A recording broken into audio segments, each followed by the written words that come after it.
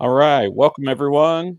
We are live on the air, and we are doing this special WPCM from MJBizCon 2025. Way we're going to do this is we're going to break it up into three different parts. But we've put our edits together, and we'd love to be able to share this with you. So sit tight, relax. We'll come back and be interactive. You can use the chat. We can see all the chat messages. So everyone introduce themselves. Start with you, Kimmie.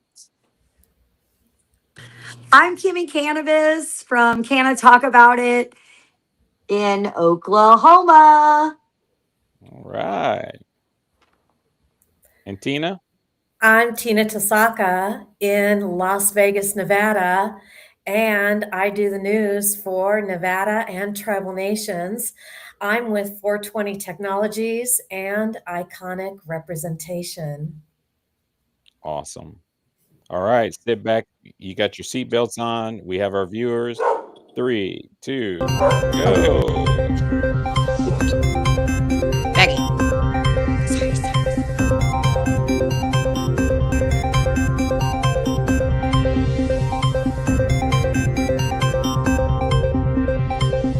Hi, everyone. Welcome to a special edition of Cannabis Coast to Coast News. I'm Elena Pinto. The Cannabis Coast to Coast News team was in Las Vegas, Nevada last week for MJBizCon 2025, led by executive producer Jimmy Young and executive director Eric Williamson. No fewer than 6 more regular contributors to this news show were on hand as well, including Tina Tasaka, Matthew Friedlander, Marianne Kursaji, Dina Naguib, Andrew Behringer, Kimmie Cannabis, Amie Carter, and Ryan Bringold cruised around the vendors, the breakout rooms, and of course, the parties. Kimmie Cannabis was especially busy even before she made an AI show entrance. All right, time to go big. Let's light this thing. Woo, that'll do it. Vegas, here I come. Look at that view. Kimmie Cannabis taking flight. Made it. Have you seen Jimmy Young? He's up for an MJ award and I'm his ride. Yep, might be inside the hall. Thanks, I'll find him. So this is for Cannabis Journalist of the Year. Nominees are Mika King. Okay, so while Jimmy enjoyed being recognized at the MJs, his choice for Cannabis Journalist of the Year, Rochelle Gordon from Green State won. Rex Kelder, where is he? From Europe. Javier Hawk. Jimmy Young. Yeah!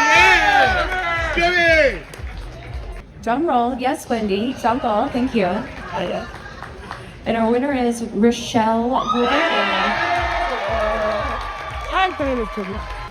Thank you to Fairchild, thank you to the MJs, thank you to MJ Biz, thank you to all of you for letting me and the rest of the weed writers share your stories. Shout out to all the other weed writers. Happy birthday, Mecca, we appreciate you. If you care about the narrative in cannabis, you need to support the cannabis media. With your advertising dollars, or just like, share, subscribe, engage with the content. It will send Google the algorithm signals so that people outside of our echo chamber will see this information. Yes! Please do it. Thanks to everyone who voted. Thanks. And yeah, I said I'd get weird tonight if I won, so we'll see you guys later. Everyone who attended the MJ Awards, the Grasslands Party, New Woo, and other activities can find a positive spin to an amazing event.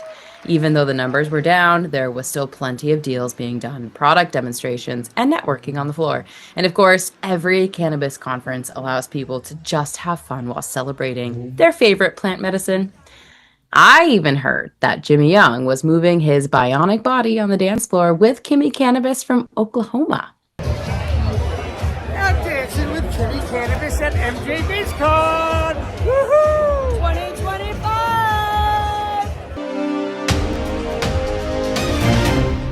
Coming up on Cannabis Coast to Coast News with Elena Pinto, a special report, MJBizCon 2025. I'm Amie Carter here at MJBizCon. Time to write a check for one of our own. Tina, how are you? Yeah, are you excited? Hi everyone, I'm Matthew Friedlander. I'm Tina Tasaka with Peace, Love, and all that good stuff. It's a wrap. The world's largest cannabis trade show, MJBizCon, takes over the Las Vegas Convention Center once a year. Over 600 exhibitors from all over the world. We have a packed schedule this year for MJBizCon. More activations, more experiences, more things happening both on the show floor and off the show floor this year than we've ever had. Many of the biggest names and personalities in the industry. Hey man, it was great. We had a lot of fun. You could tell it was a big day for us. My voice is gone, but it was fun. That his interaction with the police was a very positive one. And you know, the world today, you don't always know in the cannabis industry how your social accounts are going to last. One day it's great, the next day you're like, you're banned. I'm looking to invest in small businesses that are just coming up, and I invest more in the people than the company. Now, I want to take what I know about this industry that I helped build, that I love, that I have been a part of, and I want to take it to Washington. I am asking your support to send one of us to Congress. My name is Wanda James, and I'm running for Congress in Colorado's Congressional District 1. I'm Amie Carter here at MJBizCon 2025 with Day Savers. We have Emma and Athena. Hi. Hello, we're Day Savers and we love cannabis coast to coast news. Stand by. The recap of MJBizCon 2025 is next.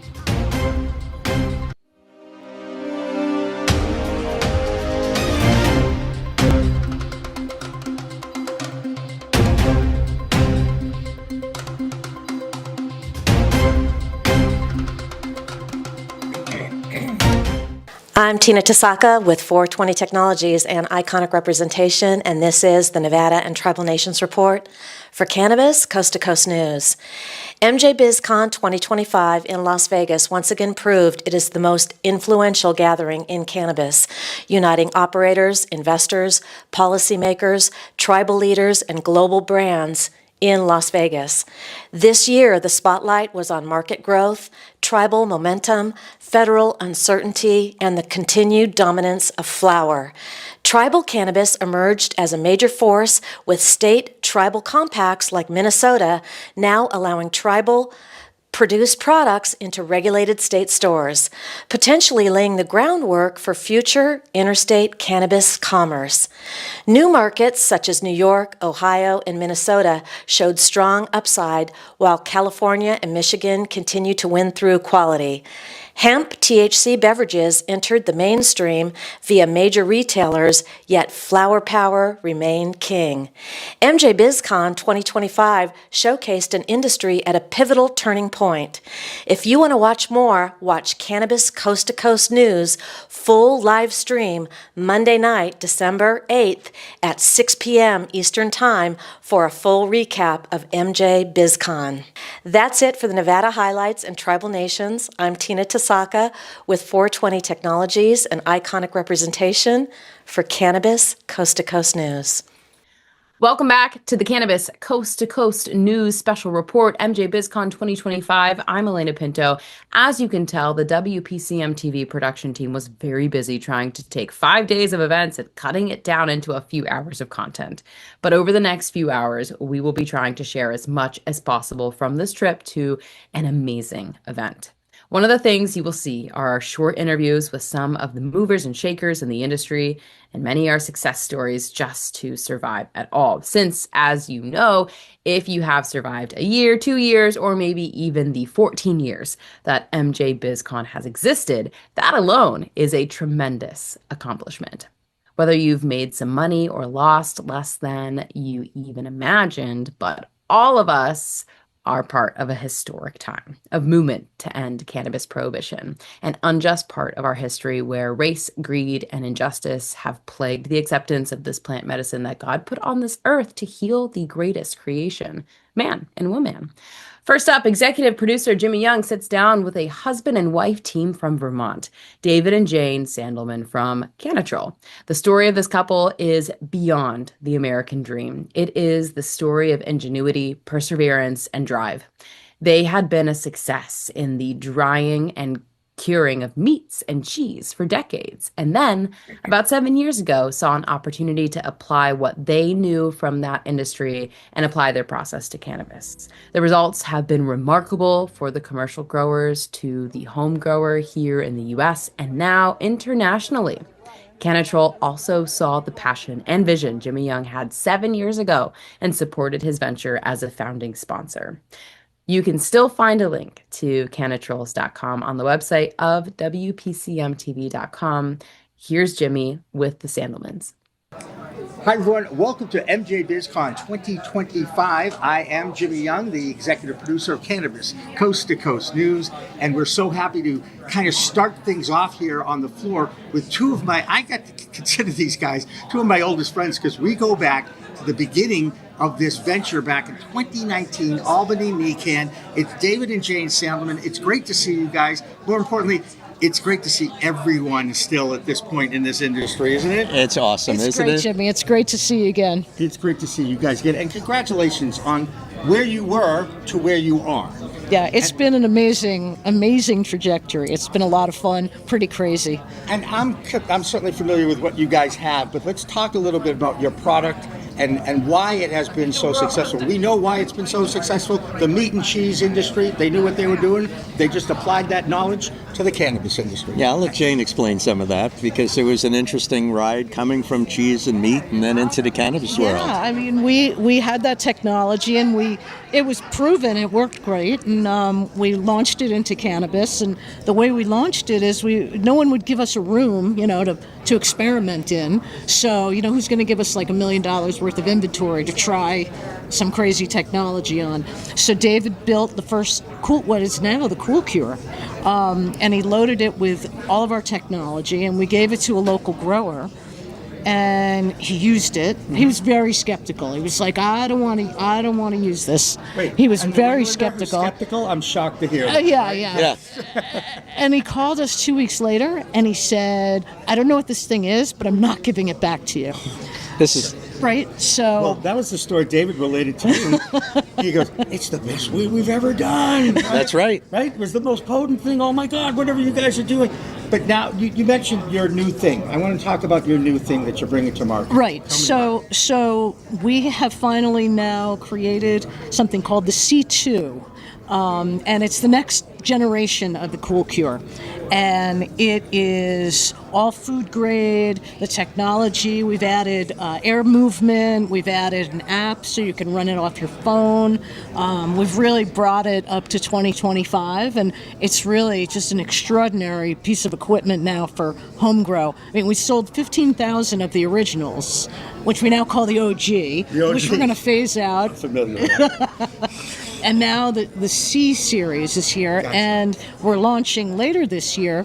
Because we listened to our consumers, they said we need a bigger unit. So we're launching later this year something called the CXL, which is going to be about 4x the size of the current unit, and you'll be able to handle about 11 pounds of flour in there. Wow! So ours goes to 11. That's fantastic, and I'll never. The quote I got from him from that first interview: "If you ever told me I was going to be in the cannabis industry, I would have said you were crazy." Right? That's right, yeah. And I still say that.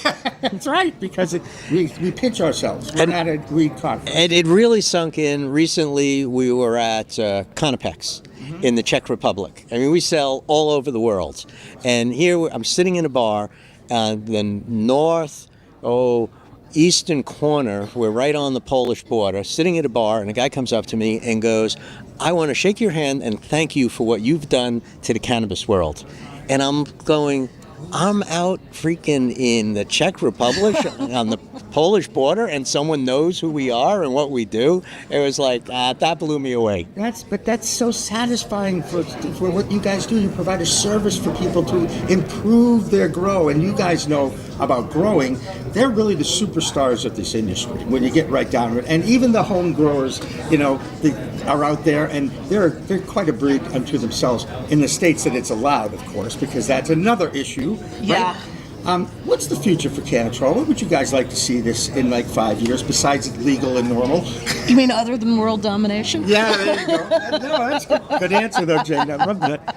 What would you like to see? Yeah, How many- it's- you have it's- 20 employees now. It's the global expansion. Yeah. You know, we're now going EU, South America, and we just came out of Argentina show there, and we're absolutely blown away. We had no idea what was going on there. You know, talking to someone, there's 1,800 or so grow shops in the U.S. There are 5,000 in Argentina. In Argentina, you can have up to 9 mature plants for home grow per person.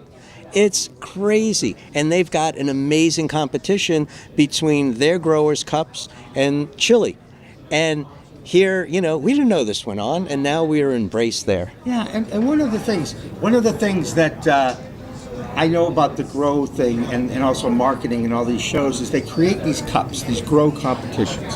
How do you have a resume or anything that you got? We do. How many cups has the We Candace do. Hall- It's really funny. I just ran into Sebastian from 420 Yeah. Fast Buds, Yeah. and he told me that he has won. He said he swept the Calyx Cup in Europe, and everything came out of a Canatrol. And then we have another guy, Chubbs, who's also with 420 Fast Buds, and he swept, I think, rosin and hash, all coming out of the Canatrols. Yeah. So we're starting to see more and more champions winning with Canatrol units. I would love to talk to some of the people, your testimonials, your satisfied customers. Oh, absolutely. Because I think They're that would here. be fascinating. Yeah. I know they are now. Yep. And of course, I know one of them in the Massachusetts area, John Napoli from Van Garden. Yeah.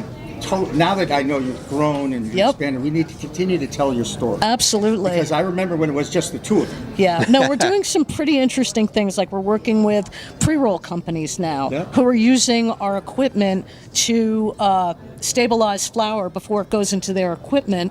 And they're actually selling the Cool Cures as part of their equipment package because now we're improving their throughput. So and we're learning these things from growers. Yeah. So it's really cool. Well, think about it. You guys knew the meat and cheese world, right? Yeah. And now you're learning a grow world. It's not completely different, but it is. You're using the same tactics and the techniques. Science is science. Science is science. Isn't that a beautiful thing? And we're all here because of the growth and the science behind us, because we like to think that those in certain governments would actually listen to the science, but we're not going to get into politics or policy today because everybody's walking around with a smile in their That's face. right. Yep. MJBizCon. And that's right. part of this, the camaraderie of the industry and the passion, because everybody's going through a difficult time. Yeah. But they're all looking towards each other to say, hey, we got to bond together. I'm sure Yes. you know what Steve D'Angelo and Andrew are doing. Sure. The One Plant Alliance, I believe is what Yep. it is. We covered that on our news last week. I love those guys. I don't care what type. Whoever comes up with negative, everybody likes to blame and knock people. No, I embrace and see the strength in it because we all know that we're in it. Yeah. And we have to go through this every single day. We got to do it together. All the time. Yep. Right?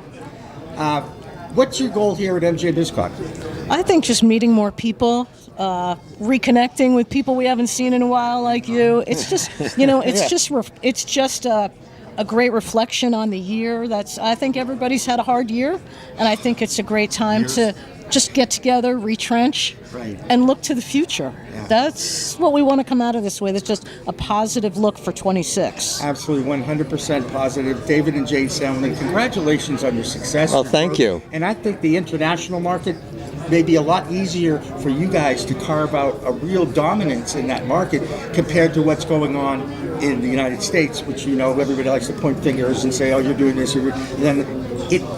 Whether you're at the federal level, state level, town level, they're doing whatever they can to make it as difficult as possible to stay in business. And yet we're still here. Yep. Yeah. Congratulations. Thank Great you. to see you, Jimmy. It's good to see you. Guys, too, and we'll have more of our special from MJBizCon 2025 after a break.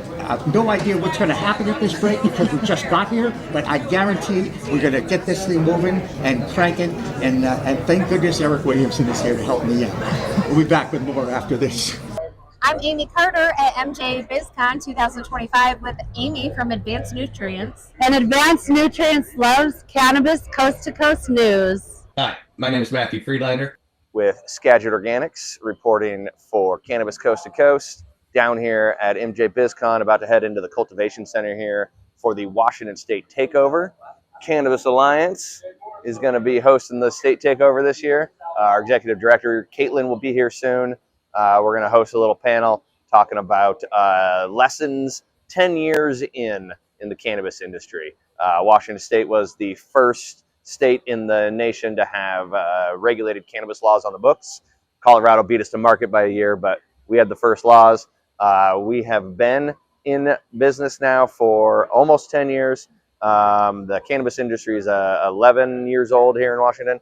And so we're going to be talking about all the things we've learned over the years and how best to move forward in this new landscape. So we'll have some more video from inside later today, but that's what I've got for you right now. I'm Matt, reporting for Cannabis Coast to Coast. Don't forget to like, share, and subscribe. Now, while MJBizCon was cranking in Las Vegas this past week, there were some significant news items in the fight against cannabis prohibition in this country that we want to share.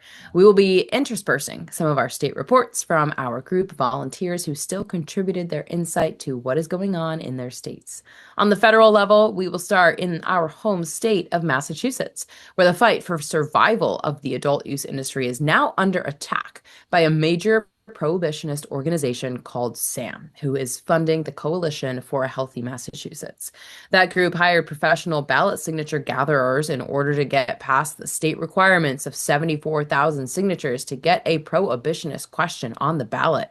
Now, the Associated Press and a conservative organization called the Free Press published an article straight out of the post-reefer madness lies of the 20th century.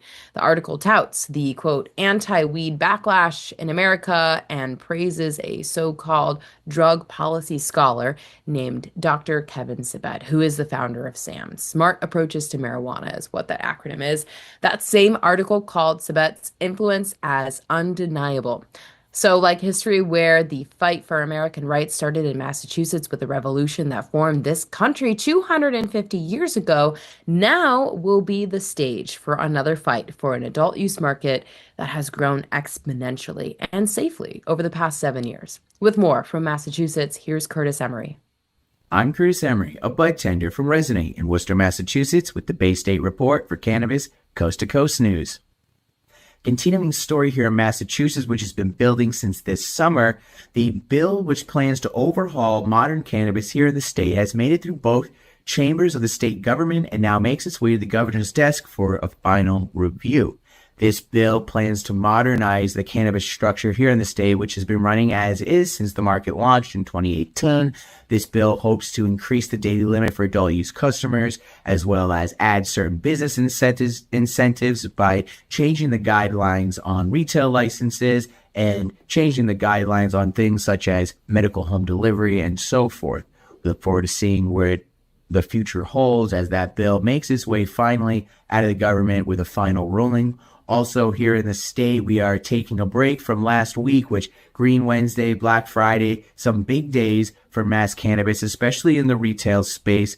Now, thankfully, a local news source that we like to use here for the Bay State Report, Talking Joints Memo, was able to sit down with mass-based data company Lit Alerts to sort of get a play-by-play picture of how 2025 looks different from 2024. Right off the bat, we can notice some differences, including a decline in sales for Black Friday, which could be felt on the dispensary floor for sure, as well as a market share loss from flower and a market share gain from things like discrete vapes.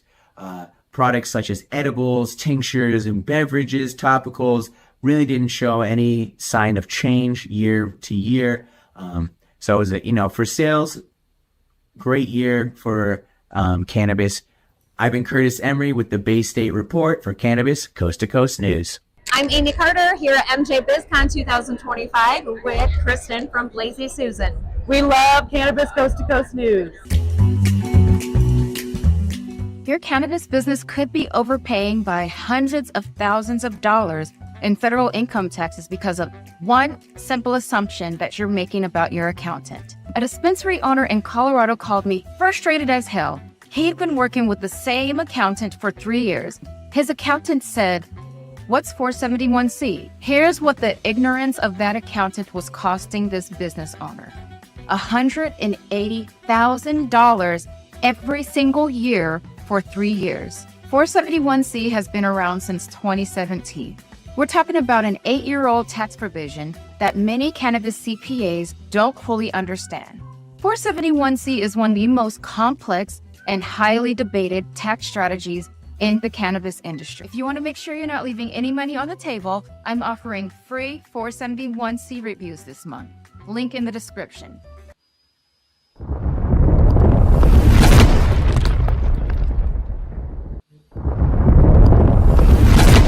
Accounting Buds has grown into Buds Group, the same award-winning quality, now with more service offerings. Buds Group, your best buds in the biz.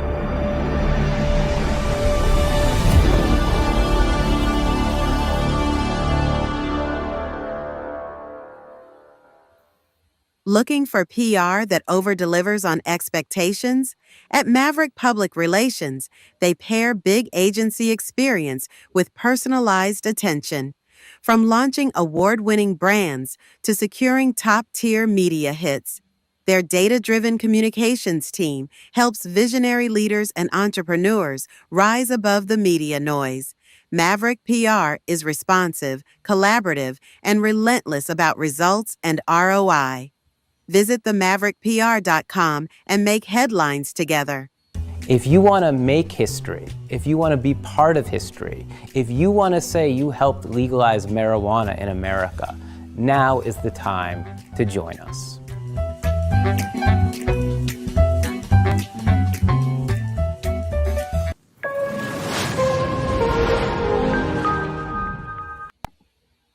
All right. So look at this thing. So I Camera finally has I frozen. finally figured out my big screen, so I won't be moving around anymore. Sorry, guys. Eric has a twin. I know he's twice. He's double trouble. So Tina, tell us some of Yes. the highlights that you ran across. The highlights of Las Vegas. Well, I have to say, I was, as a resident of Las Vegas 29 years, the highlights for me personally are bringing people to places and talking about Las Vegas to people that have never experienced certain locations in Las Vegas. I know that sounds like a mouthful, but I'll explain. You know, being able to take you and Kimmie, for example, to New Woo. I mean, New Where's Woo the is other just one? such an There's another one. outstanding facility.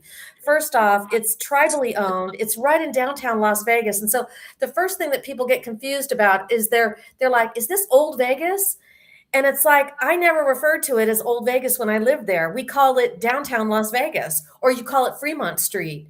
We never called it Old Vegas, but I guess everybody has their own term for it.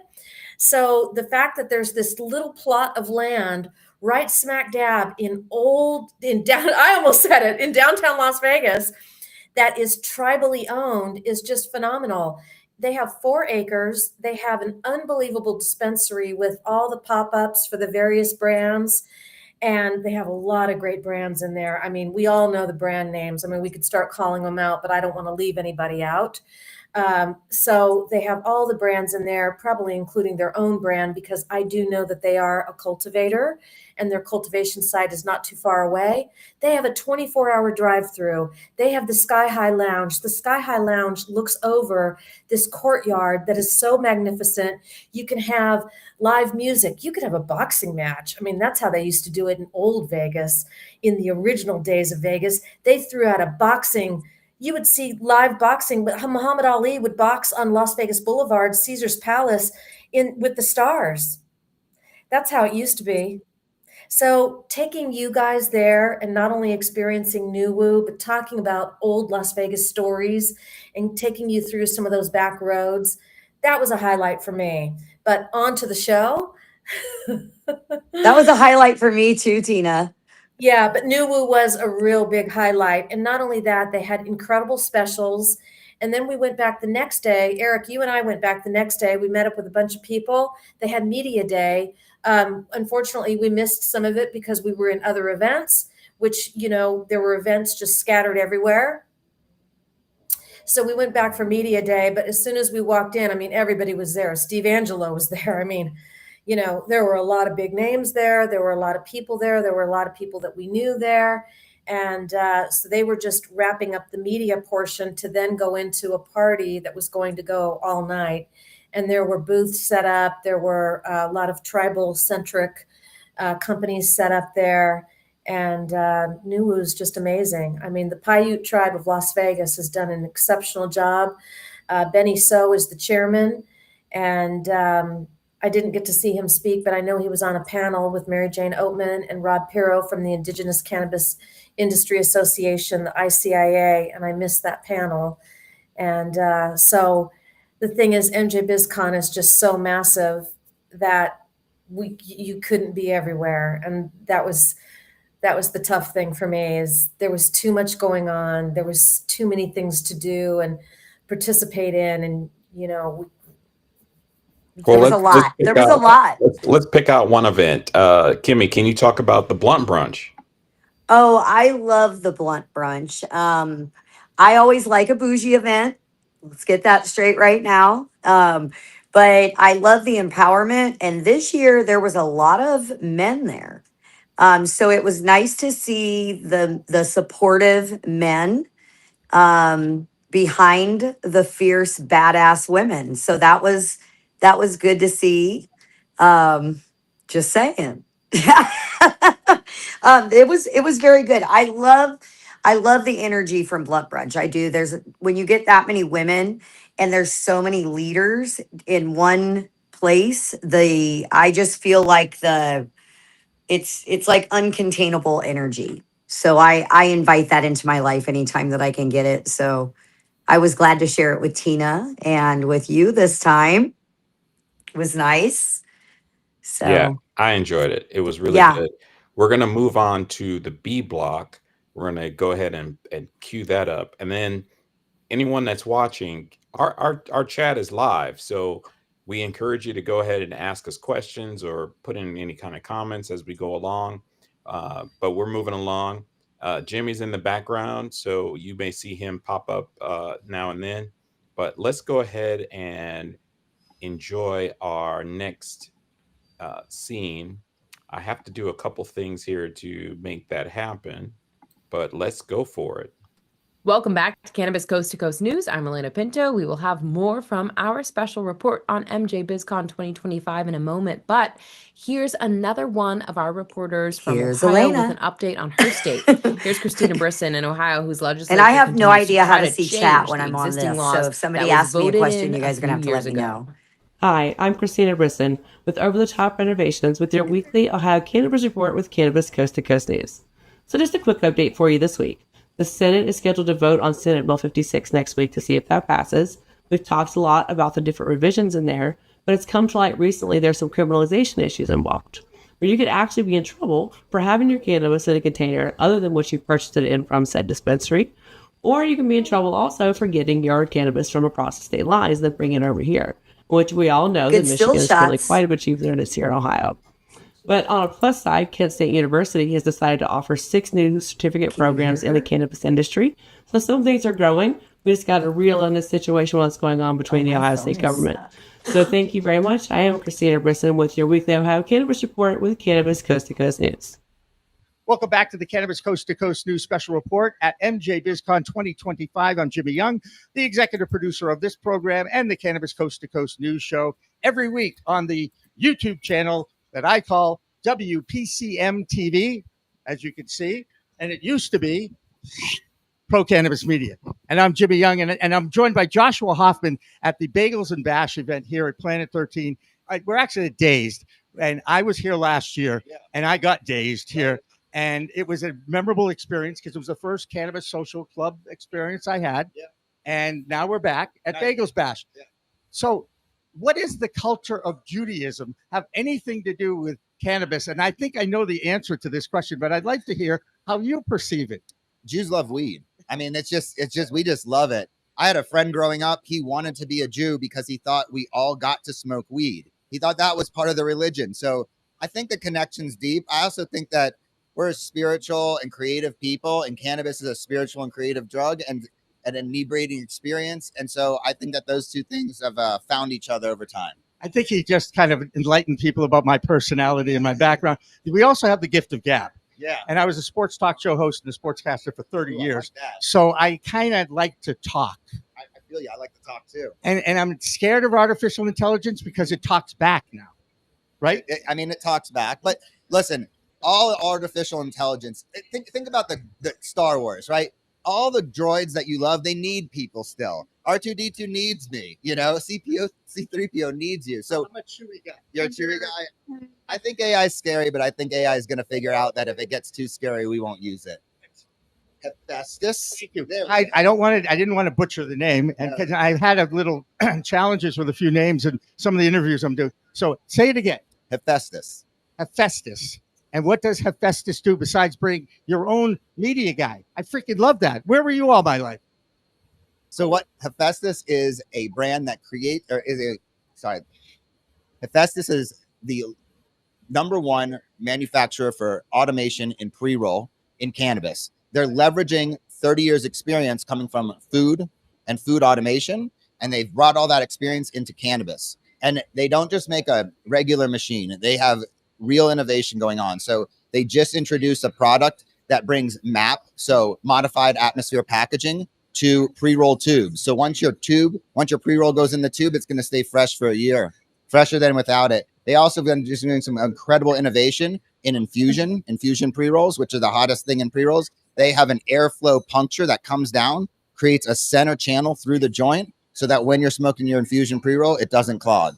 So these guys are hot on the innovation. They make amazing machines. And right now, the #1 pre-roll company in America uses the Aura X to make all their pre-rolls. To a party, the Harvest Cup in Worcester, Mass, a couple of weeks ago. And it was the party I was at was from Resonate, Worcester, Massachusetts dispensary. And I have issues with my body because I had my medical card in 2013. I've had 5 surgeries, 25 years. I hate talking about my body, but it kind of sets up why I use it medicinally. Yeah. Okay. And I'm at this party after being on my feet for 6 hours. I was exhausted. I sat down on the table. I'm surrounded by people I didn't know. And I just said, hey, I'm in pain. Can anybody help me get high, please? Just like that. And people were throwing pre-rolls at me. That's where you want to be. That's where you want to be. I have a great life, let's just say. The challenges that we all face in this industry are unprecedented in business in America and the world. It just is. How are we going to finally get the hemp community, the legacy community, and the legal cannabis community together? And as I'm sure you're aware that Steve D'Angelo is starting a One Plant Alliance for that very reason. Yeah. Well, all the parts do need to come together. As much as we have different entries, channels, and spaces within the marketplace, at the end of the day, together we comprise what the cannabis market space is. And so leaders like Steve D'Angelo and others, and Andrew, of course, Steve and Andrew, they come in as a pair. I'm a little bit more partial to Andrew, to be honest, but don't tell Steve that. Okay. Well, unfortunately, I just recorded it, but I'm not going to disagree. Okay. But Steve announced the Last Prisoner Project on my show in 2019. I was at CanX when he started, and I met Sarah Gertson, the longtime executive director. Yeah. And I told him, I said, Steve, wait, you're going to try and get every person that's in jail that's been busted for weed possession, low level possession crimes out of jail. And I said, yeah. And I said, oh my goodness gracious. Oh. I mean, you literally want to change the world, and he has changed the world. Yeah. And I give him a lot of credit. I'll tell you, Steve's vision was even bigger. I sat down with him and Andrew a few years ago at someone's house, and he explained the vision of Last Prison and all that. And I was really inspired. I mean, that is really, this industry was started to help people that were in pain. And in the process, it's been able to liberate people from being in jail. There's nothing better than people being liberated from pain, liberated from jail. That's freedom, and freedom is important. It's what this country was built on, but we forgot about what it means. Right. And why do we have to put a dollar figure on freedom? Exactly. So cannabis is an access point to freedom, and that's what keeps on drawing me back into the system, back into the industry, even as hard as it is. And when you get to work with manufacturers and partners like Hephaestus that really care, have a lot of integrity, it makes that whole thing happen so that consumer gets the best pre-roll and the manufacturers have an easy experience with their employees and the system just flows. Everyone's happy. So it takes a lot of people on the back end, in the back side of the industry, like behind the scenes, to make all this happen. And I'm glad that there are great partners and throughout the supply chain and throughout the different channels in the industry. Okay, the $1 million question. How'd you come up with the name? Oh, I didn't come up with this name. Who came up with this name and what does it mean? Where's the name come from? Come on, tell me. Step right in. Don't be shy. Sit down. I'm doing an interview. Sit down. He's the least shy man in the world. Come on. How in the world did you come up with that name? I did not come up with that name. I'm assuming it's, I know it's from the Greek mythology. I'm sure Yuda has a better story about where it came from. But I think it's something about a Greek god, about something with manufacturing. But I'm not entirely sure. But we like the name. It's pretty unique. It's unique. It's easy to remember. And it's odd enough and unique enough so you remember. Spell either. Phonetic. I'm all about pronunciation, enunciation, inflection, and cadence, and that's EPIC, EPIC, which is my oral communication curriculum that I teach at the college level and at 10 to 18-year-olds. I've developed a way to have Generation Text learn how to talk, and you gave a great elevator pitch for your company. Oh, and I'm teaching personal elevator pitch. Yeah. Tell me your life story in 15 seconds. Ready, go. You already kind of get to the highlights. You got to think about the highlights. Think about it. I'm a sports guy. I look at a 3.5-hour football game, and I can tell the story in 30 seconds or less. I got you. Fell in love with cannabis in my teens, expanded my ability to cultivate in college, moved out to California, and expanded that to dispensaries, hardware, consumer electronics, and everything. Part of living is being able to evolve and change, and cannabis keeps on changing. And if you want to survive in this industry, you have to keep on changing. So I've done everything from cultivated cannabis, grown plants, worked in dispensaries, worked in building hardware, worked in marketing. And so now I put that all together in a 360 and I help companies like Hephaestus and others bring great products to market. Fantastic. And I got to tell you, this is one of the reasons why I love coming to these events, to meet people like you through Jordan and Marino and other PR companies. I work with Maverick too, and they've lined me up a bunch of guests that I've been talking to. I just want to say thank you to Jordan. Jordan really, he put this together. Him and his team are amazing. I really appreciate everything Jordan does for this industry. And are you going to join the Sabbath Zoom coming up in the next couple? I do join the Sabbath Zoom, and I'll see you on there. Yes, yeah. In fact, I've asked to do the Motzi. I really would, because it was part of my personal life. I'm a nice Jewish boy from Newton, Massachusetts, who went into sportscasting for 30 years, won an Emmy Award, and now is in the cannabis industry because I hated the way media treated the industry. And these are some of the greatest, nicest people I've ever met. I agree. I love the industry. And we'll have more from the industry after this. Don't go away. I am Kimmie Cannabis, and I am here with Pro Cannabis Media, Cannabis Coast to Coast News. From Oklahoma, can I talk about it? And this is such an exciting day. This is the day that everybody gets to go in and see all the latest, greatest new things out there in the world of cannabis. They have everything here, from the manufacturing, processing, to the growers, cultivators, dispensaries. There are classes, seminars, everything going on here that you need to check out. So if you haven't come down to the MJBizCon, you really do need to check it out. Even if it's not this year, get down here next year. I am standing here at the Bong Buffet that has been curated by the internationally famous Doreen Sullivan. And I just found out, just how much of an influence you are in the industry. There's so many people out there, and I'm really bad with names, but faces I remember forever. Right. So I will always remember you and what you've put into this too, from just learning that. Okay, so this is Doreen Sullivan. Tell us a little bit about what you have going on, Doreen. Hello, Kimmie. I'm so glad you stopped by. Thank you all, and welcome to the Bong Buffet. So I basically curated some of my best sellers into a gorgeous buffet. First of all, we're in Vegas, so if you don't go big in Vegas, you can go home. Secondly, this is like the best buffet in town, and my buffet is really lit with the products that I've made over the past 10 years in the cannabis space. I'm an international product developer. I am not a glass blower. I'm a product manufacturer, and I love the art of glass blowing. I honor the art of glass blowing. I'm next to the best glass blower in the world, Jason Harris.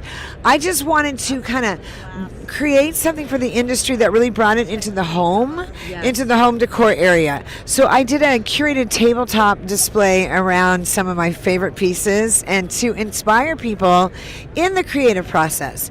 If we're making things in an industry that has a lot of product, how do you get inspired to make something unique and different? That's what the Bong Buffet is supposed to do, is inspire the creative process in all of us.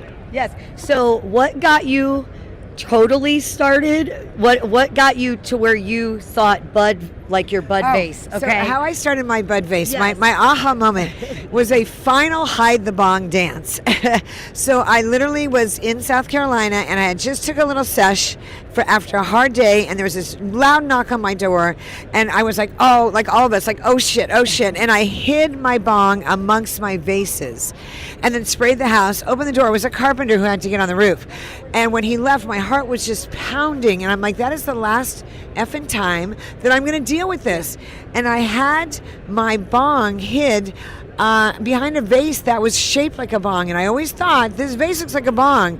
And I literally was like, wait, I'm a product developer, now is the time. And as I walked around my house, I'll never forget it, I went to the mirror and I held the vase up to my face, and I'm like, okay, and then I held the bong up to my face, and as a woman, I'm like, this looks beautiful, this looks ugly. Yes. This is pretty, this is phallic, and I was like, that's it, and I understand how to make products, and I'm like, I think I'm the one. And that aha moment was a calling for me to create, to literally take charge and lead the artistic movement of bringing cannabis to the home decor, putting cannabis on a pedestal where it belongs, and creating beautiful pieces that people will collect and enjoy on a daily basis. It is very true with that, the hiding of, we all grew up with the illegal, everything's been illegal. We were always hiding. The bongs and pipes and stuff like that were so stuck out like a sore thumb. Otherwise, you thought, like you're stashing them behind the couch. Yes. I used to hide mine in the most odd places so people wouldn't see, and never would have thought about that. And when I saw these before, I was so in love with them. Like at another event, I saw Bud Vase, okay? And I was like, this is so bougie me. This is Kimmie Cannabis all day long. So I look so forward to going in and checking out what you have, and I'm going to really spotlight on here. Okay. So what you said you collaborate and things with people? I do. So, for example, as we go into the Bong Buffet, one of my best collaborations is with a filmmaker and a writer in cannabis space, J.M. Balbuena.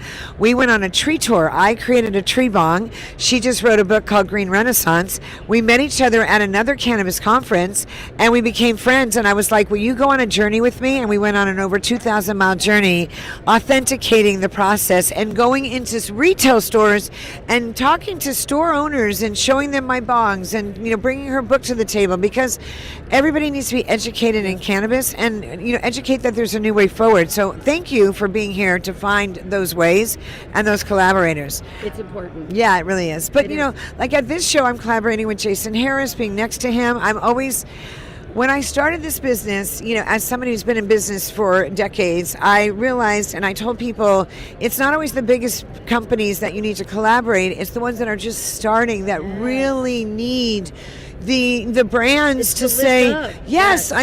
That's why so many people know me in this space, as you said, because I really support, the first time I see a new woman especially come into the space with, I don't care if it's a dining company or a new product or an edible, I'm going to go to her and say, do you need, how can we work together and how can I help you? That's fabulous. Yeah, I really think so. We really, really need more female supporting female work out there done. I appreciate that so much. I'm a very big advocate for women's rights and women's support the women in cannabis all the way. So I appreciate you. You've been out here doing this For a decade. Yeah, I like 10 it. years. That's a lot. I've been like 8 on doing like what I've been, and it seems like it's been longer because, but it seems like fun at the same time. Yes. Because it's what we love. Yes. Well, and not to be a feminist, there are phenomenal products, and there's such a great industry in cannabis, and I love when people collaborate together. But from a product development perspective, there's a Grand Canyon in the preferences of what men like to smoke out of and what women like to smoke out of, and I think we can bridge that gap. So you want to go into the Bong Buffet and see? Big time. Okay, let's look at what we got. All right, Kimmie, so let's start here. So I made 100 of these sets just for MJ Biz. This is my new set called Eucalyptus, and it's inspired by the flower, which is a eucalyptus tree. I also added a little eucalyptus oil, essential oil, because why not, right? It doesn't have to just be, cannabis products. It's really about showing that our cannabis life fits into a normal life and a wellness life especially. So this is a wellness-driven product. And you get all 3 pieces here, and this is my cash and carry. And this is my Bong Buffet sign. So we have 6 different tables. And then I also just made this. This is my new rolling tray. It's got a nice lip on it. So unlike a lot of trays, it's not just flat. You can use it as an appetizer dish as well. And it's got a beautiful, very soft etched cherry wood made in America. I'm a global product developer, so I actually import from 11 different countries. Many people in the cannabis space, they have 1 or 2 suppliers, but I tend to, I've been a global product developer, so I work in 11 different countries importing products and elements that I put together in my pieces. This is a giveaway here that is called Pot Pie. It comes with a pie dish. So this is a repurposed vintage set, and it's our giveaway. If you snap a picture and you share it, you get to win our pot pie set at the Bong Buffet, right? How cute is that? Oh, there you go. There you go. So what is it, 2025, the year of the snake? So this is our snake table. And this is to look at the amazing year that we've all had shedding our gold skins and getting ready for the year of the horse and moving forward. But this table is inspired by my set, which is Burmese here. Initially, I designed this piece when I was at a Mike Tyson party, a mansion party, and everybody was smoking out of just weird stuff on a table, and I'm like, let's do a centerpiece for Mike Tyson. So that was my initial piece, and then this is our vamp vase. It really matches here. This is a very lady-driven piece. It comes with the little earrings, and this is actually an amulet that you can turn into a necklace. Oh. I'm so Right, I know it's. I just listen. This is what I call exacting. Women exact. We want the exact right colors with the exact right nails, the exact right this. This is my number 1 piece, Stardust. She's a beauty, isn't she? Gosh, exquisite. And then my background is an advertising agency. All of the photos and all of the marketing I actually do because I come from advertisement and consumer product development and working in entertainment marketing. So I just love, my favorite thing is the photo shoots behind my products. They're as much fun as designing the products themselves. And I love it. I love that people, especially women, create with what I created. That's the biggest compliment if somebody takes what inspires them that you made and adds their art to it, which is the perfect example with this set here. So this is the journey of this tree bong. So in 2024, last year, I was designing a tree bong, and I was in Vegas, and I was researching about, forest bathing, about hugging trees, about what trees give us. And during the process, I met this amazing artist and filmmaker, J.M. Balbuena, and I said, would you like to go on a journey with me? And she had just produced a book. And so the journey became our story of her promoting her book and me promoting my tree. So this is a recap of our entire Bong Voyage. And J.M. Balbuena is here somewhere. Oh, really? Yes, I would love to introduce you to her. She's become one of my dearest friends. Look at us. We met at a cannabis trade show, and 6 weeks later, we were on the road together. Oh, J.M., she's here. There she is. There's my how girl. lucky we are. How you doing? This is beautiful. And then over here we have one of our top sellers, which is our mermaid bong. In all of the beautiful display. So this piece is just, it's one of my absolute favorites. It's got a phenomenal mouthpiece. And it's a really this piece rips. I know you're a bong girl, Kimmie. Yeah. This one is like right outside of the bathtub. You just put it there and you just like soak. But it's got a perfect mouthpiece. That's what I was seeing. It looks like it would hug you that way. Yeah, it really is just a lovely piece. All my pieces, like I design with multiple materials: porcelain, ceramics, glass.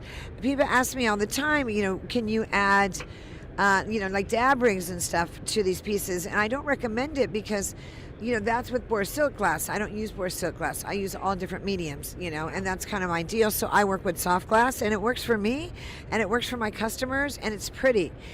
We will be right back with more from MJBizCon. I'm Amie Carter at MJBizCon 2025 with Futurola. And I'm Jack. And I'm Becca. And we love Cannabis Coast to Coast News. Welcome back to the Cannabis Coast to Coast News special report from the floor of MJBizCon here in Las Vegas, Nevada. I'm Jimmy Young, the executive producer of Cannabis Coast to Coast News. And yeah, once in a while I get to go out in the field and actually talk to some really interesting people. And in fact, this is a perfect opportunity to thank the Maverick PR Group for doing such an amazing job for us. And so the support that we get from them is unbelievable. And I really do. I don't say this a lot. They're really one of the best PR groups I've ever worked with. I don't throw... actually, this is Thomas, and it's Craker, right? It's Crocker. It's Crocker? It is. It doesn't look like it looks. It doesn't sound like it looks, I should But, say. I'm all about enunciation, pronunciation, inflection, and cadence. And I've learned to be that way because of my last name. Crocker. Yes. What are you... What's your origination? We always thought it was Austria, but I think it's modern-day Slovenia, but that's just one of my four grandparents' names. There you go. Yeah. There you go. Well, anyway, you are with the Botani Group, which is featured in Marijuana Venture magazine this year. Okay, that's Alex Boone on the cover, right? I interviewed him last year, I'm pretty sure, right here. So you guys are all about pushing paper. Duh. I read right on. I can read. If there was a script, I'd be much better off. But Thomas, tell me about Botani. You've been there for 30 years. If you think back where it was 30 years ago to where it is now, it's pretty amazing, isn't it? It is. I mean, our company, Botani's our cannabis-specific arm of SWM International. And SWM is a paper company. We're paper makers. We've been around for decades, even centuries, making paper. And we have a long history, long tradition of developing innovative products and expertise in papers that are sold into the tobacco industry. And, Botani is really building on that legacy, and it's focusing on the cannabis industry and developing products specifically designed for that market. Now, it's an interesting development in this industry with the cones. Old school, we used to be able to twist them, right? Twist those papers, lick your fingers. That's a great tip, by the way, that I learned back in high school. And but now with the cones and all this, is that something you guys are involved with, the cone situation? It could be. I mean, we make paper. We make paper in bulk. Yeah. And the folks that buy our paper, they could use it for a variety of applications, cones being one of them. Yep. And how can you give, without, secrets and stuff, how far has this company grown in 30 years?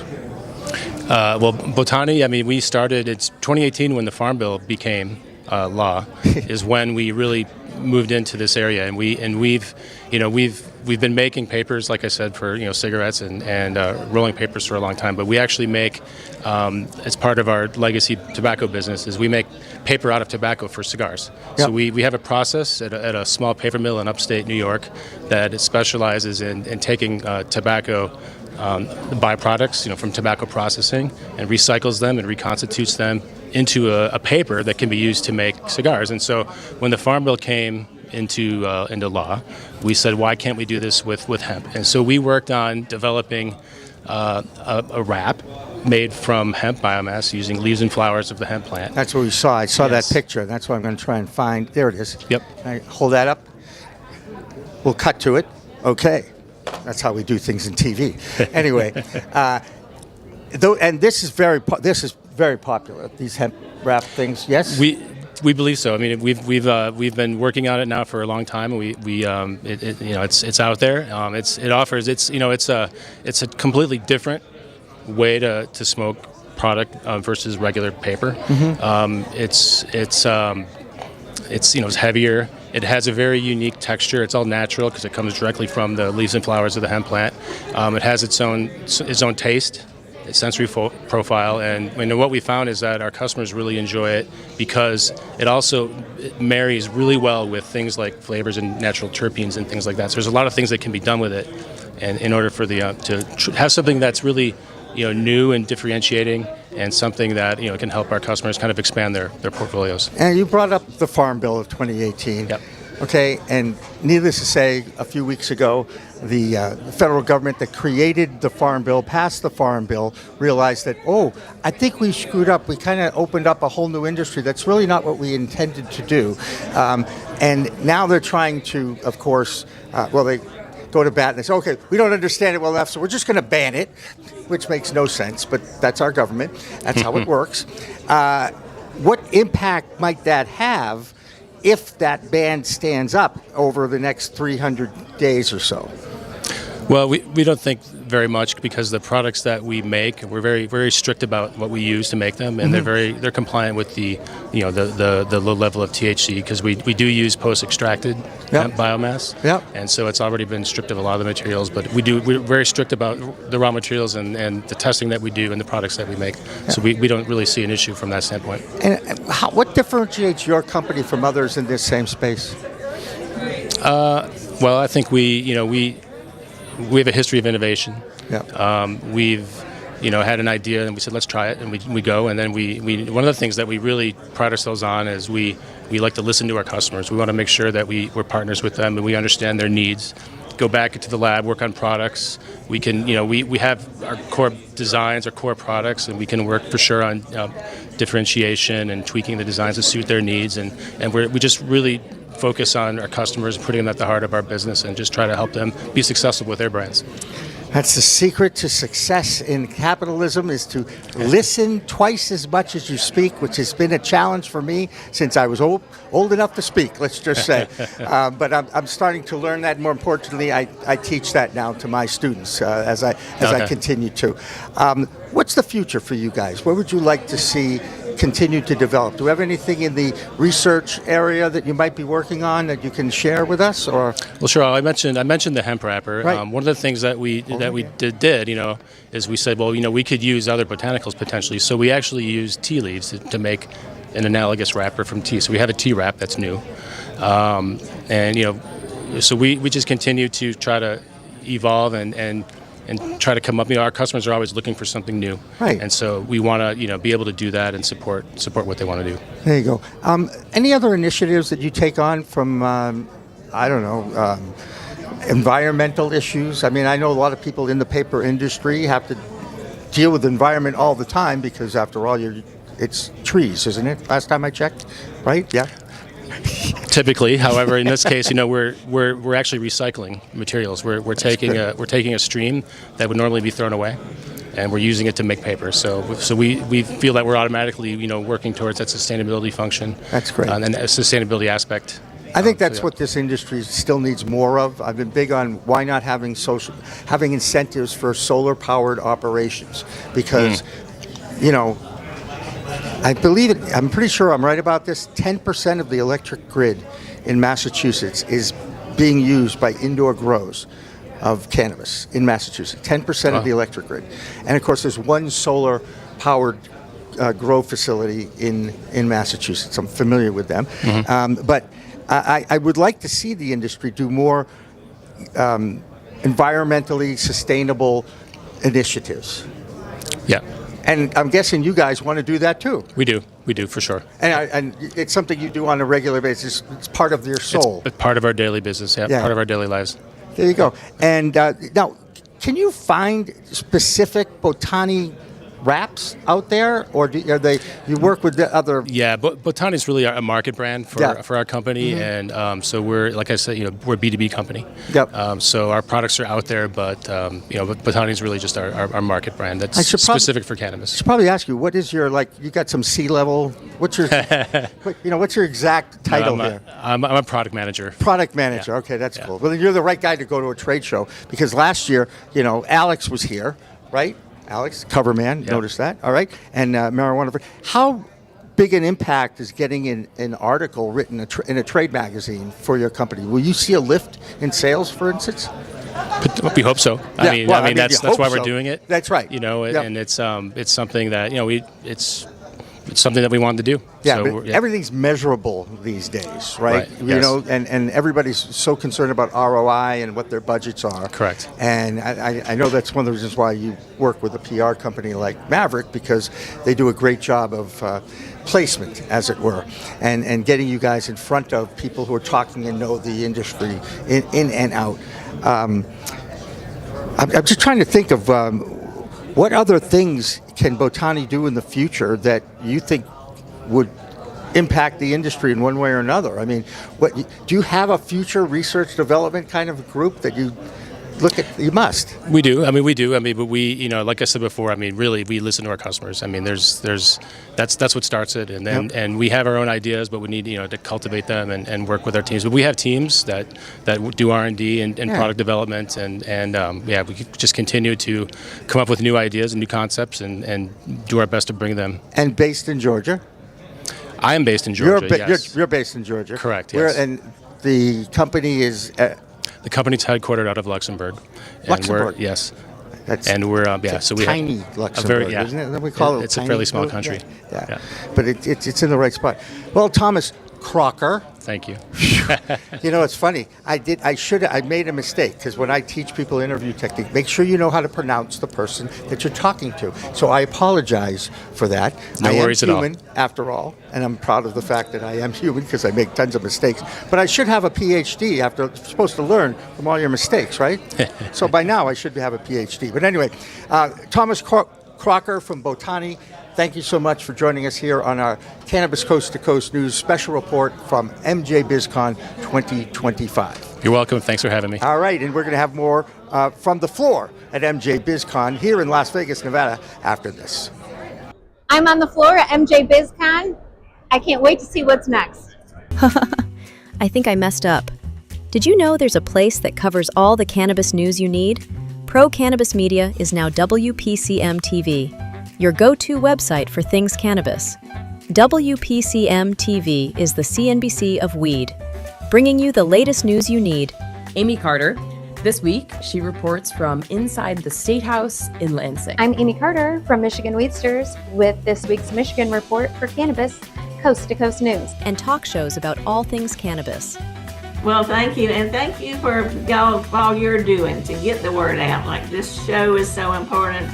It all started back in 2018 when Emmy award-winning talk show host Jimmy Young kicked it off with the In the Weeds podcast. That it's not just any generic paper towel. You do have a brand that you use, right?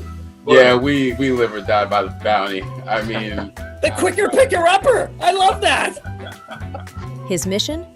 Building an army of multimedia journalists and podcast hosts who are documenting the fight to end cannabis prohibition in this country and around the world.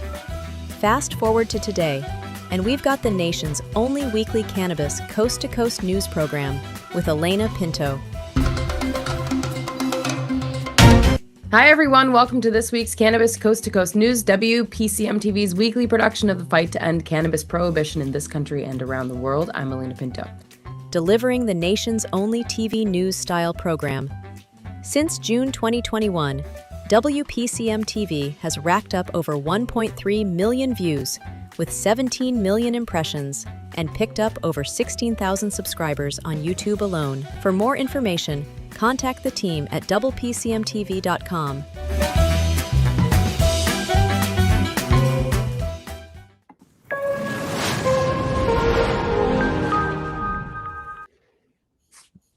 All right, and we're back.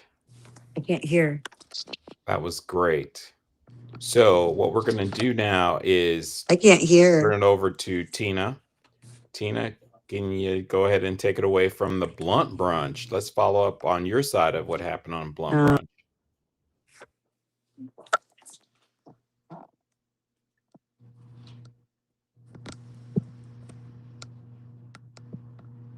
I can't hear. Can you hear me? All right, I think we're good now. I think we're good. I just wanted to bolt on to Hello? what Kimmie was saying about Blunt Brunch. The event was just really unbelievable and it was super glamorous. So from that standpoint, it was just so amazing to I just can't hear her glam up even. and go to Blunt Brunch. But you know, the My one big phone thing is that I messed wanted up. Stop! one big My thing that I wanted to shout out gosh. to Blunt Brunch Video about is is on. Everyone. I noticed that MJBizCon, you know, even on the first night of the exhibit floor opening, second night, third night, of course, but the first day of the show floor opening, everybody scattered. There were so many events. I mean, there were at least 25 events that were published. Those were just the events that we knew about. So everybody scattered. So what I want to call out to Blunt Brunch is they just did an amazing job having their event on that first night on December, it was on December 2nd. And they brought out about 400 people. I don't know the official count, but they brought out a lot of people. And in my opinion, they brought unity. They brought unity to the conference. And I think that's huge. In my past life, you know, I did big gaming shows, casinos, the casino industry. And when we did, for example, the G2E show, which is the biggest gaming show on the planet, you know, you had about 40,000 people coming into Las Vegas. The opening night would be a single party at the Las Vegas Convention Center, and most of the 40,000 people would go. So it would be one location. So what I'm trying to illustrate here is that that one night of unity with Blunt Brunch was so essential and so important. And I hope that other people felt the same way that I did, because I got to see people there that I would not have seen this week if I didn't go to Blunt Brunch. So thank you, Blunt Brunch. Thank you for that unity and the glamour. It was a great event. I have to say so myself. Kimmie, can you hear us now? Your audio seemed like it was breaking up. Okay, she can't hear us. We're going to try something else. But I can move on to the other events that we did attend. And yeah, go ahead. Those. So further on in the week, you know, we were lucky enough to go to Bob Hoban's Global Connection event. Also, there was a private mansion that was just a few miles away from the convention center. And Bob Hoban, you know, he brings together such an amazing global connection of just unbelievable prestigious people from all over the globe. You know, he had just finished up the Icelandic conference, which I was not at, but I just know that he was at the Icelandic conference. Prior to that, they had done the medical marijuana conference in Bordeaux with Kristen Burry.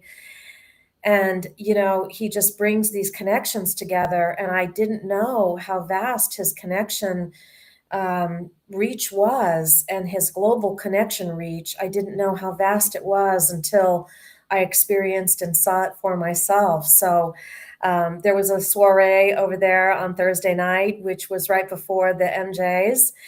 So a lot of people came glammed up over there and came over to the Global Connection party at the mansion that Bob Hoban had with many other cannabis executives that were staying at this mansion. It had a lot of rooms and a lot of luxury restrooms and a lot of luxury fireplaces, a pickleball court, 3 swimming pools, 2 turtle doves, and a partridge in a pear tree. Hilarious. Thank you. Thank you. I don't even have a script. And so the party was amazing. And you know, thank you, Eric, my producer. We got some great interviews outside until the shivering began and the cold was settling into our bones, and we took it inside. Some real great companies were staying there. There's a new crypto company, Ovado. that is doing some launching into the cannabis industry. More to follow on them. Some exciting news, but just, it's good to know that we're all advancing.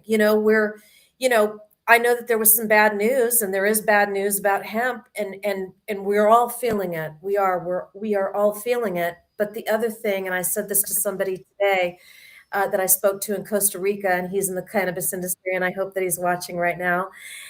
And the fact is that it is still business as usual for all of us, and that we have to continue to go on, and some of us pivot because of it. We'll continue to pivot because we're passionate about the industry. We'll continue to pivot and move forward, but we'll also continue to fight. We'll continue to fight because we love our industry. So that was the theme that I came out of it. I feel like it's business as usual, and that people do have amazing things going on. There's global expansion going on everywhere. There was global expansion going on at the show. There was global expansion going on in our interviews. It's happening. We're not slowing down. So those. Yeah, I wanted to chime in that we not only saw other people, but other folks from our team that are not on this particular stream. We want to shout them out too. Ryan assisted Amie, which was great. Matthew Freelander, he was there also. Let's see, Andrew Beringer. Dina was there. Dina Najib. We saw her at Blunt Brunch. Yeah, we saw her enjoying the beautiful, glamorous night. Yes. Right. And Kimmie, who did you run into? Oh, first of all, I'm sorry for my technical difficulties. I have no idea what happened there. But I ran into so many people. I ran into Matt Shotwell, Slim Thug. I ran into no, I as far as international went on that global end, I got in touch with a empowering women's group in England that I am now going to be a part of globally.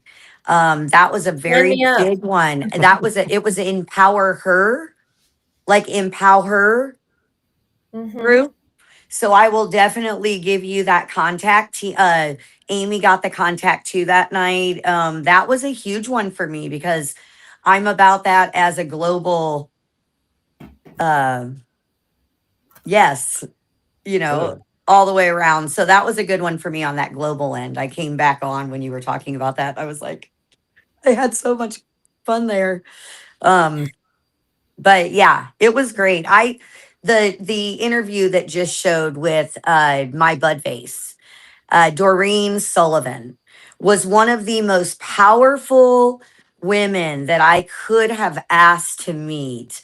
Her entire story I will be putting that on also on Canna Talk About It. I really, really just she was a huge uh person that I look up to and have heard things and never met her. So I was like a fangirl of hers. I Girl really crush. was. Yes. And I have to say the girls from Miami, I ran into them.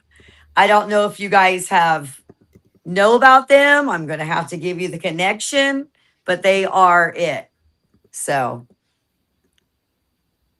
I don't know who they are. I'm gonna the THC girls. I'm gonna have to give you the connection. They've got their own app, the Highly Connected app. Excellent. Every time I Okay. saw them, they shouted out my birthday too. Like they are these busy women, and they took time to like empower everybody around them. I felt it myself, so I felt really honored to have these little birthday gifts that kept given to me all weekend. And I wanted to do a shout out to Ryan too, because he didn't say it much because my birthday was going on, but he had a birthday too. So happy birthday, Ryan. Oh, happy birthday, Ryan. So yeah. All right, we're going to move into our last block and keep the comments going. We're still trying to answer them as they come through. Miggy, great to see you. Some others that had chimed in, we appreciate you. Let's see. Yeah, Amie, she's watching from far. And on our Facebook side, we have Kay Allen. She's chimed in a couple times, which Yeah, is Sweet Keep in the house. Sweet Keep in the house. awesome. Sweet Keep. Yeah, Sweet Keef. That's her brand. She's a really powerful female in Oklahoma. So she's supporting right now. I appreciate her. And then we're going to have some snippets from Tina and I for Cannabis X America. So, Kimmie, you're doing on Can I Talk About It? You're going to have some clips, right? Yes, I sure will. All right. We're going to go last minute words here. Anything else? Enjoy. It's only Monday. Yeah. Is it?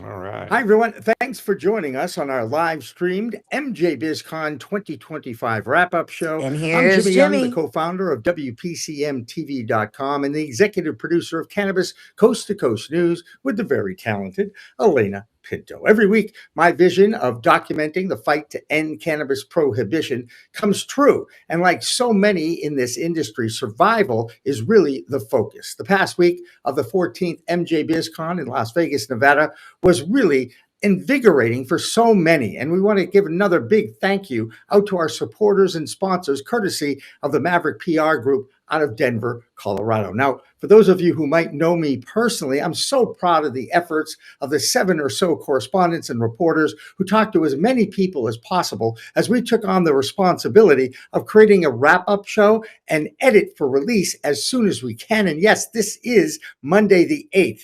And I'll tell you, sleep is going to be on the agenda at some point, but the past 72 hours have been reinvigorating thanks to the power of the cannabis culture that was on display in Las Vegas at MJBizCon. The people in this industry are just fascinating to me and amazing. Running into complete strangers in Las Vegas who recognized me and actually thanked me for our work was really flattering and also inspirational.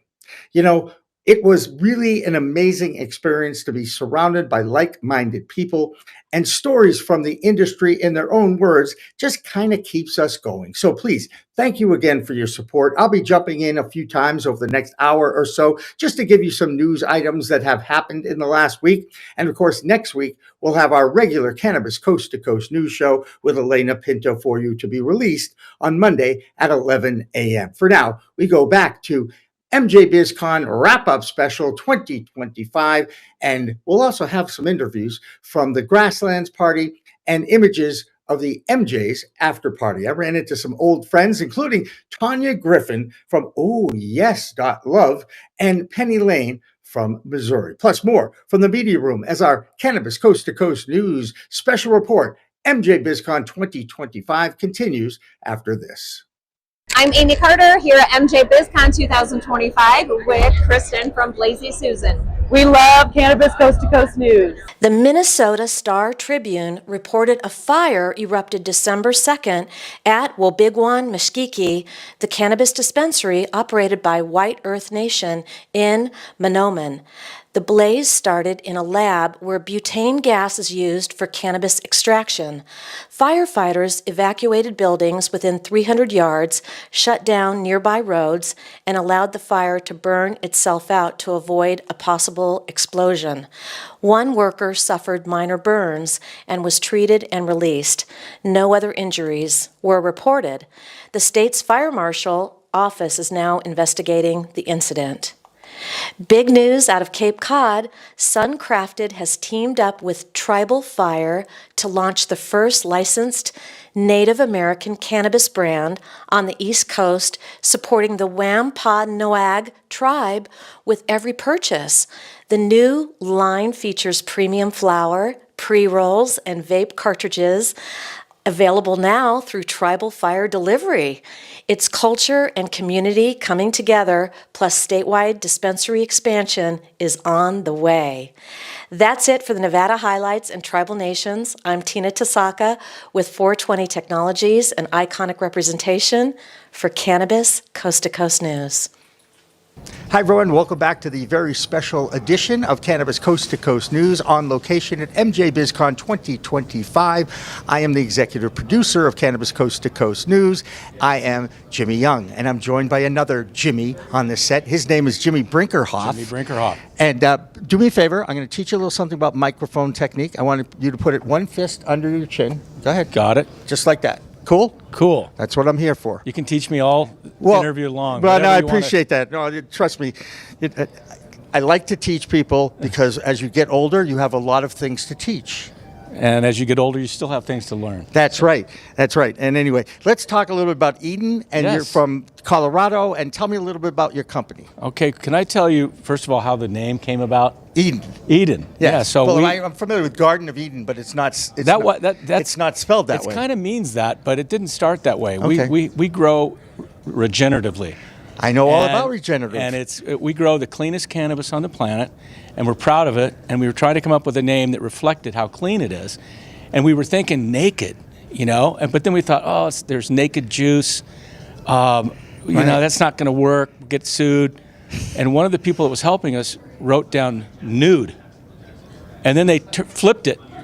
And it was Eden. I love that. Nude spelled backwards. And then I'm like, yeah, it's like the original garden, too. That's right. So it's a great story. That's the origins of the name. And you're a grower. Yeah. You're basically I'm a farmer. You're a excuse me. Yeah. A farmer. I'm not a grower. I'm a farmer. Well, let me ask Regenerative farmer. Let me ask you a question. Hang on a second. Is there a connotation there? I mean, I don't know. Okay. I'm not saying. I would not want to get in trouble with my brethren. Oh, that's all right. Well, anyway, so a couple of things. One is, I've always felt the growers in this industry are the superstars because it's a live plant and every human is different and has a different reaction to this live plant. So how do you ever get to the consistency part of growing and farming the same product over and over and over again? Or is that impossible? Well, I think your best shot at it is allowing what God gave us to do the work for us, which is really incorporating microbes, worms, natural products into living soil, and that takes care of everything. Doesn't mean that my Trop cookies is going to be exactly the same every single time, but it'll always be incredible. Always. It might vary a little bit, and that's kind of the beauty of it all. Right. There's different VPDs going on, different sunlight. It's winter's different than the summer. It's always a little bit different, but our products are very consistent. Yeah. And it's really with the natural way we grow them. And is it outdoor? No, but we take advantage of the outdoor. We have a hybrid indoor. Mm-hmm. We have glass roofs, light depth. We're 4 seasons. Right now it's 20 degrees and it feels like Kauai in our facility. So we add heat in the winter. We're 4 season indoor. Yeah, and you're Colorado based. Colorado, yes, sir. Which is a great state for a lot of reasons. And needless to say, one of them was one of the first to go legal, adult use legal. And one of the graphics I use all the time when I have my Colorado reporter on, it's the marijuana state. It's Colorado, right? I mean, Right. that's, and yet they still have issues in that state about some basic compliance issues that, it's amazing to me. I'm from Massachusetts, which was the first East Coast state. And by the way, it's a vibrant market. It's doing great, but there's issues there too.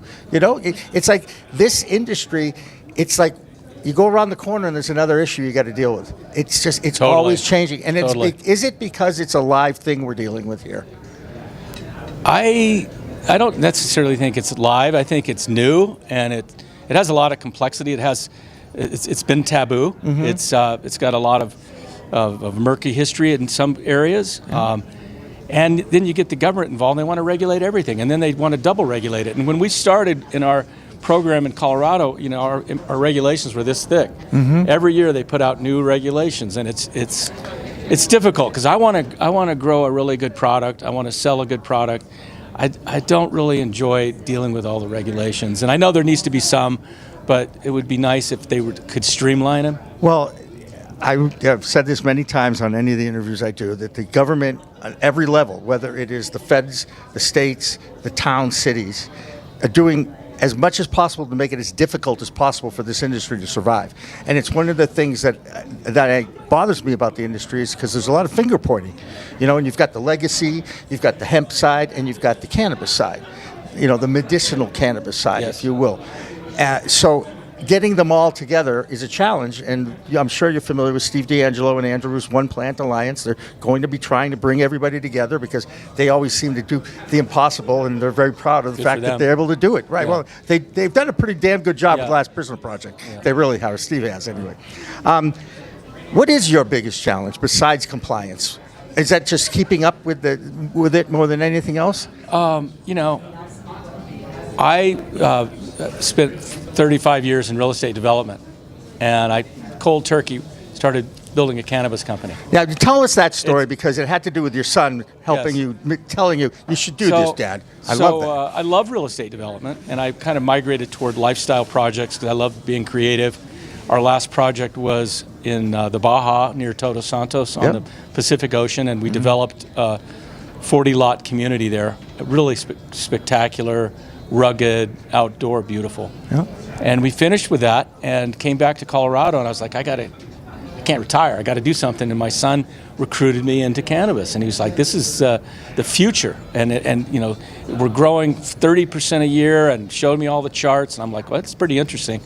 So I said, can I get involved on the real estate side? So we saw that many of the cultivators were in old, architecturally obsolete, big, dirty warehouse buildings. I said, we can do better than that. Let's save on operating costs. Let's improve efficiencies. So we built these greenhouses, hybrid, that were completely designed to be automated for light depth and automated, so that you didn't have to close curtains manually or whatever. So we got into that, and the market started to fall quickly. And I ended up with 2 buildings, and I lost a tenant.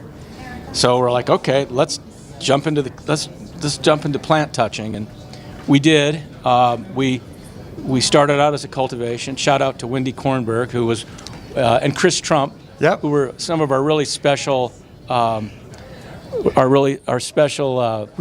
Thank mentors. goodness we have a significant other in our worlds, right? Yeah, that's right. The director. That's right. Director jumped in. Let me direct this, please. That's right. Because I was trying to think it, and tell him, and I was like, I already taught him and doesn't want to do it. Well, you're going to have to tell me again, I think. That's right. I know how that works. Anyway, so it's just been this journey of learning how to grow regeneratively. Yep. We fell in love with that style. And originally we were thinking salt-grown cannabis, make a bunch of money.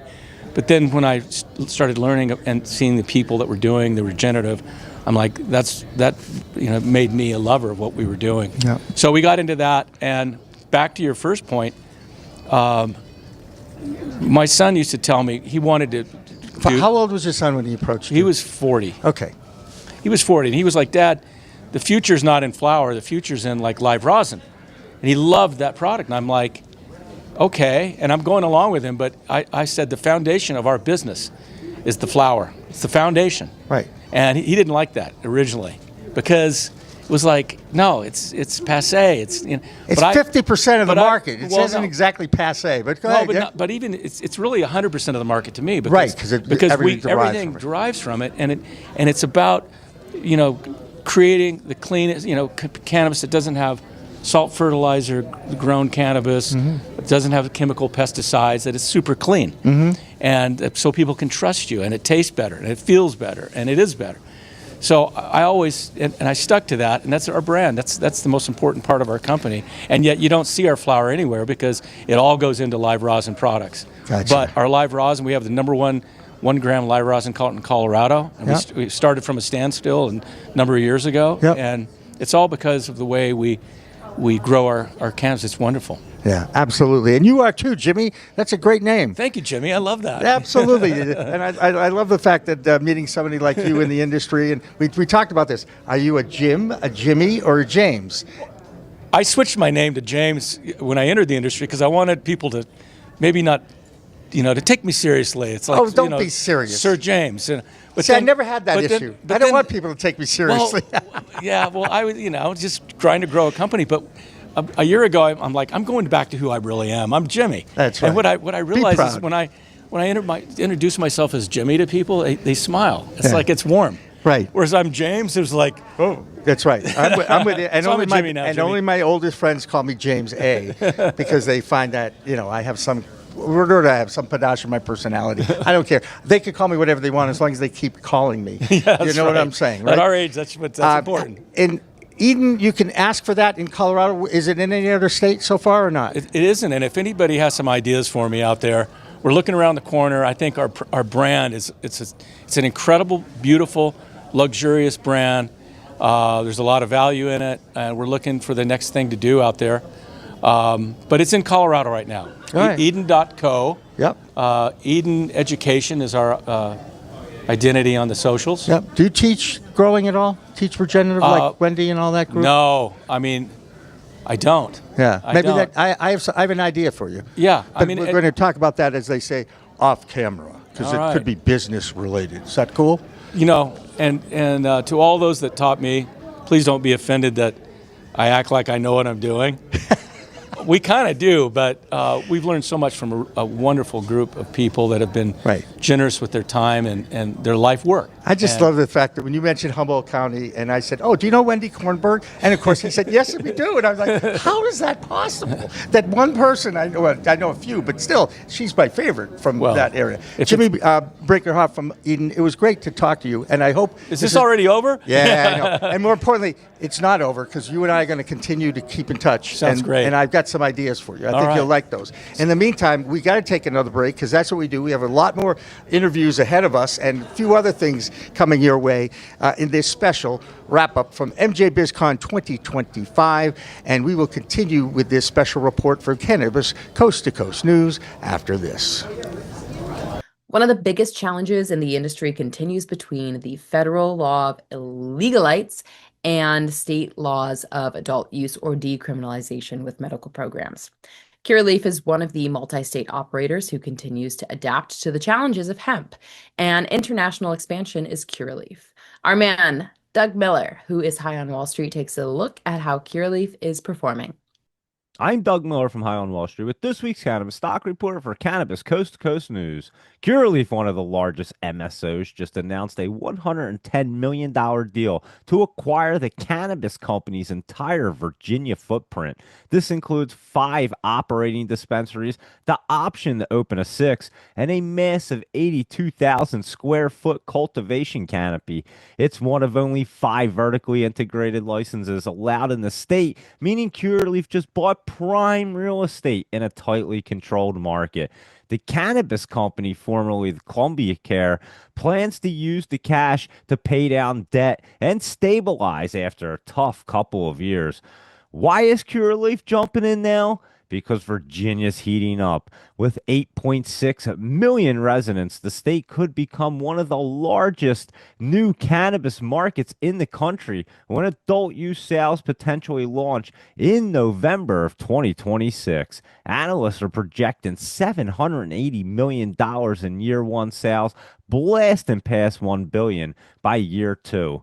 If the deal closes as expected in early 2026, Curaleaf will officially take over Greenleaf Medical of Virginia and lock in dominant position before the recreational market explodes. So let's take a look at Curaleaf's stock chart. It's trading around $2.73, and it's looking good as it curls up. So watch for dips, trade smart, and lock in those profits. And that's this week's Cannabis Stock Report. Reporting for Cannabis Coast to Coast News, I'm Doug Miller.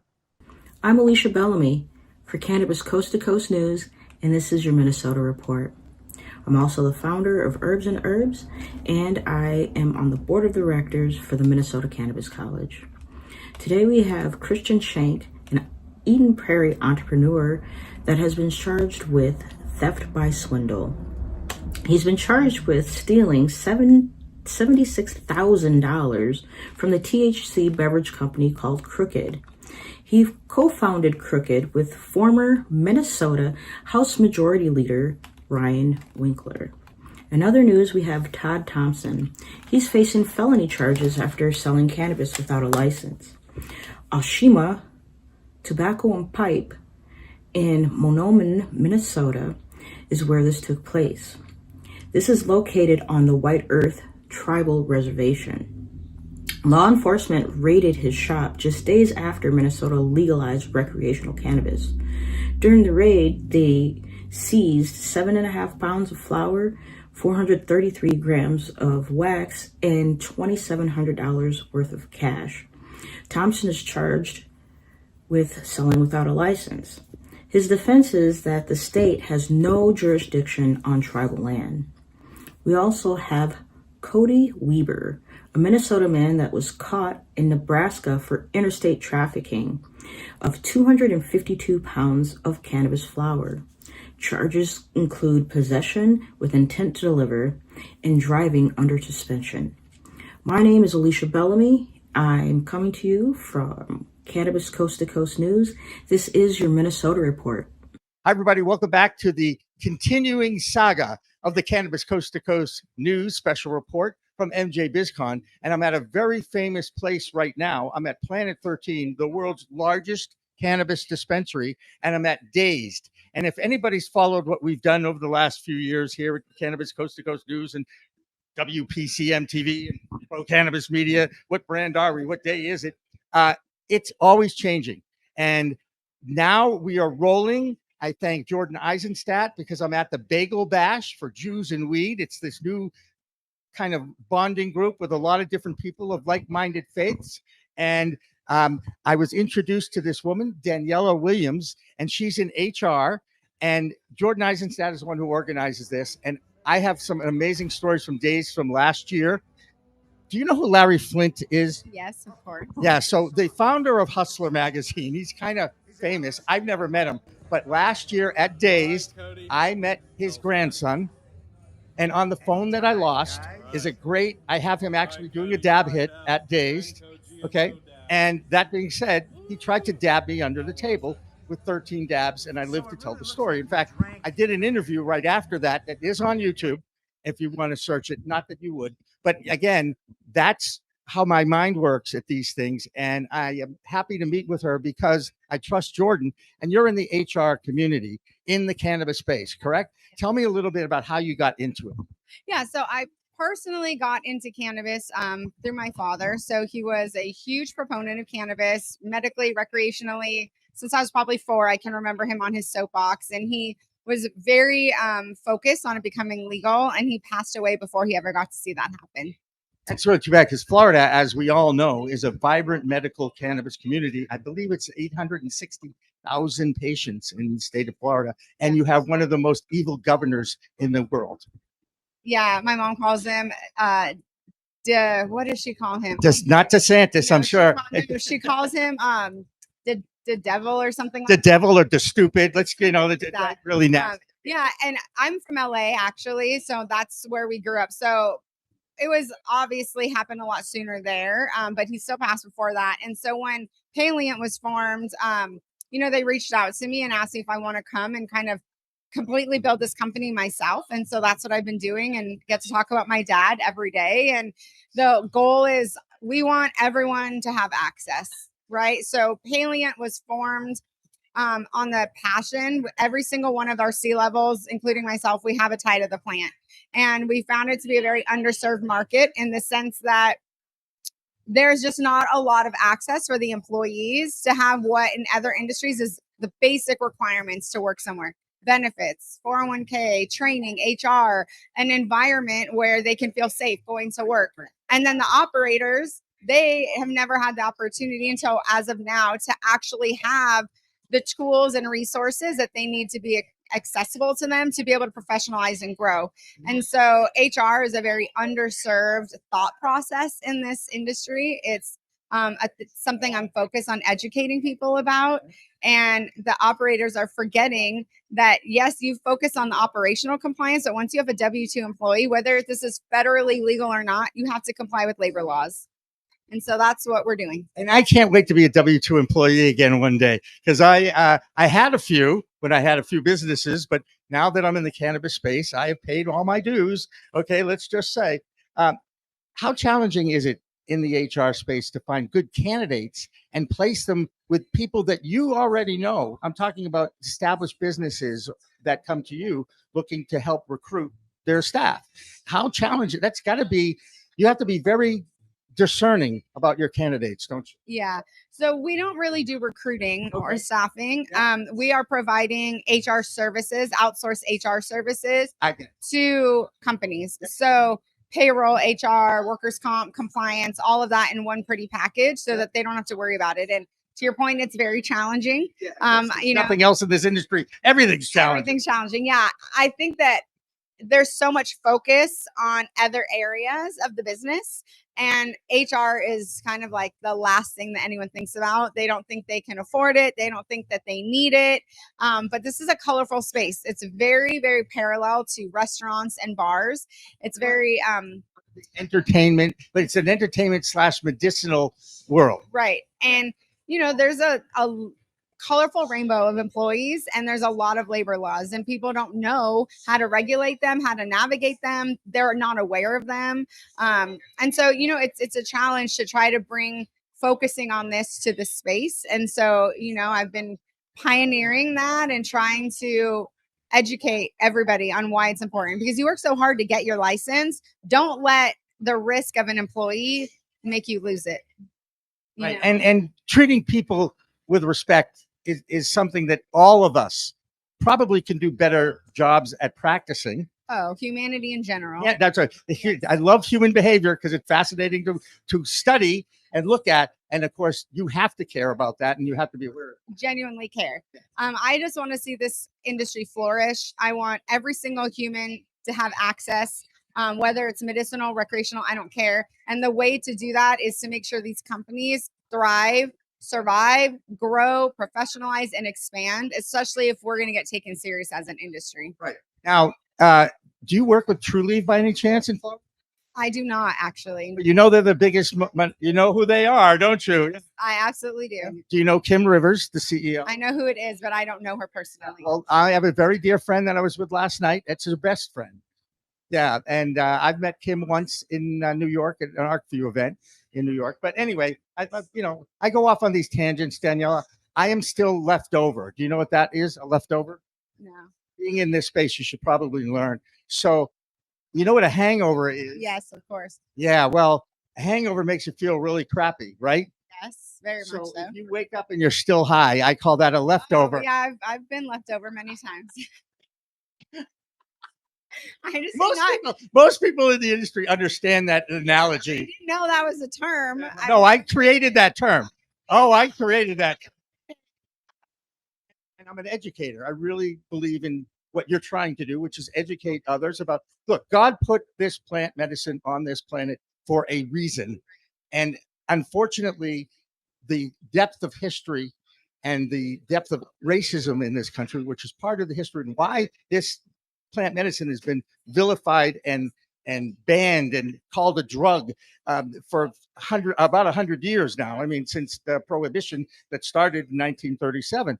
And I gave you a little history lesson on that, didn't I? You did. I'm feeling very knowledgeable now. I know everything you're saying, and I'm like, yes, now I know. Thank you. And actually, that's a great factoid to share with people in the industry because they don't know the history. They don't understand. They don't understand that Black people are 4.5 times arrested more than white people, and both races use the plant at the same percentage, 20%. And when I learned that stat, I got even more pissed off about how this plant has been treated through the years and how this country treats the industry. You know, they make it as difficult as possible to survive in this industry. Oh, incredibly. At every level, federal, state, county, town, city. Yeah. So being from California, I've had a lot of friends who've been in this industry legally, not legally, black market, whatever. And what's so crazy is I heard their struggles, right? But until I was in this space, I didn't understand it. Just even in New York, as an example, the requirements that these business owners and people trying to get licenses have to go through, the red tape.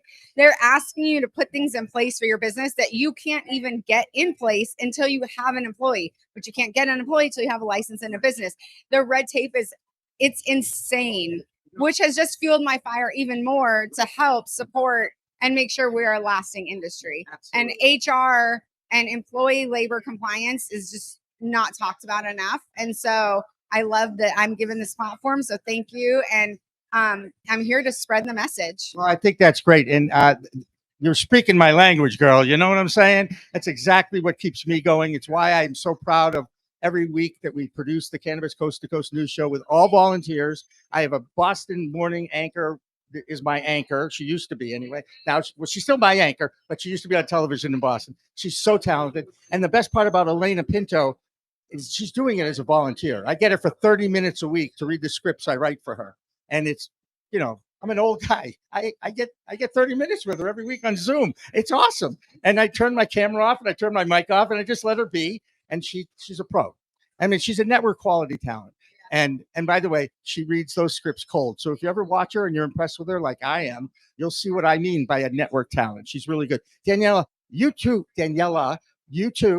have a striking look that I look for. So just so people know, I'm going to put this on recording. I've offered her the Florida correspondent opportunity. I have had a few in the past, okay? But you will absolutely embrace it because it's perfect to get what you're doing out in front of not just Florida, but we have a national view. So thank you so much for joining me. Jordan's giving me the high sign, which means he needs me to wrap it up, which, by the way, he can understand. I'm wrapping it up. See, I told you. We'll have more of the Cannabis Coast to Coast News special from MJBizCon here at Planet 13 at the Bagel Bash. After this, don't go away. Tell me what you have going on here. Colin Fraser, we're Uplink right here. We're the first black-owned cannabis delivery app in the United States and in Jamaica. We are the Uber Eats for cannabis here on the East Coast and repping Jamaica. That's awesome. I like some cannabis Uber Eats. Right? Convenience, right? And you don't feel like going anywhere. It's rainy, it's cold. So would you put in a munchie run with it, like you know how some of them do? So I'm trying to get restaurants to like tag team on it. Yeah. But they're like, so like we had this Jamaican restaurant, we had coasters in, and we said we left the coasters in there. If you eat from there, then you'll get 10% off. If you use the app from there, they will give you 10% off food. So it works kind of like that. Are you all over Jamaica? Yeah, Montego Bay, okay, Kingston, and Ocho Rios. Okay. I've got some friends that live there, so I'll put that out there so they can so they can start Ubering. Definitely. Or not Ubering, but the cannabis Uber. But right? Uplink. Right. So they can Uplink, normalize that. We've got a real treat for you next because every time you go to a trade show, you're usually consumed with your own agenda. You've got appointments to make. You want to see different people at different booths. You want to go to breakout sessions. You never have enough time. When I heard that Wanda James was speaking at MJBizCon, I really wanted to hear her speak, but unfortunately, I couldn't.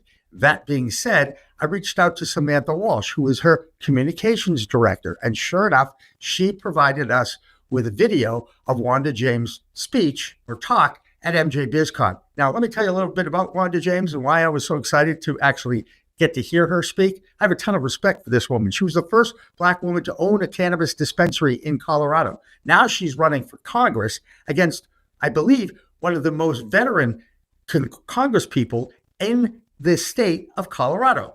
Now, she's been on the Board of Regents at the University of Colorado. She is a naval veteran. How about that one, huh? And I'll tell you what, I'm excited to just listen to her speak because I have so much respect for this woman. So without any further ado, here's Wanda James from MJBizCon. My name is Wanda James, and it is an honor to be back here on the MJBizCon stage. It feels like home. And in 2019, I was honored with being one of the first recipients of the MJBiz inductee to the MJBiz Hall of Fame. So coming back today and giving this announcement is really amazing to me. Yeah. Look, it's been 16 years, and we have sent every message to Washington that we could possibly send to Washington. We have asked them for safe banking. We have asked them to deschedule. We have asked them to reschedule. We have asked them to treat us like business people and not like criminals under the 280E tax penalty. And what have we gotten? As of today, we've gotten nothing. We're still being arrested. Social equity is a slogan and not an action item.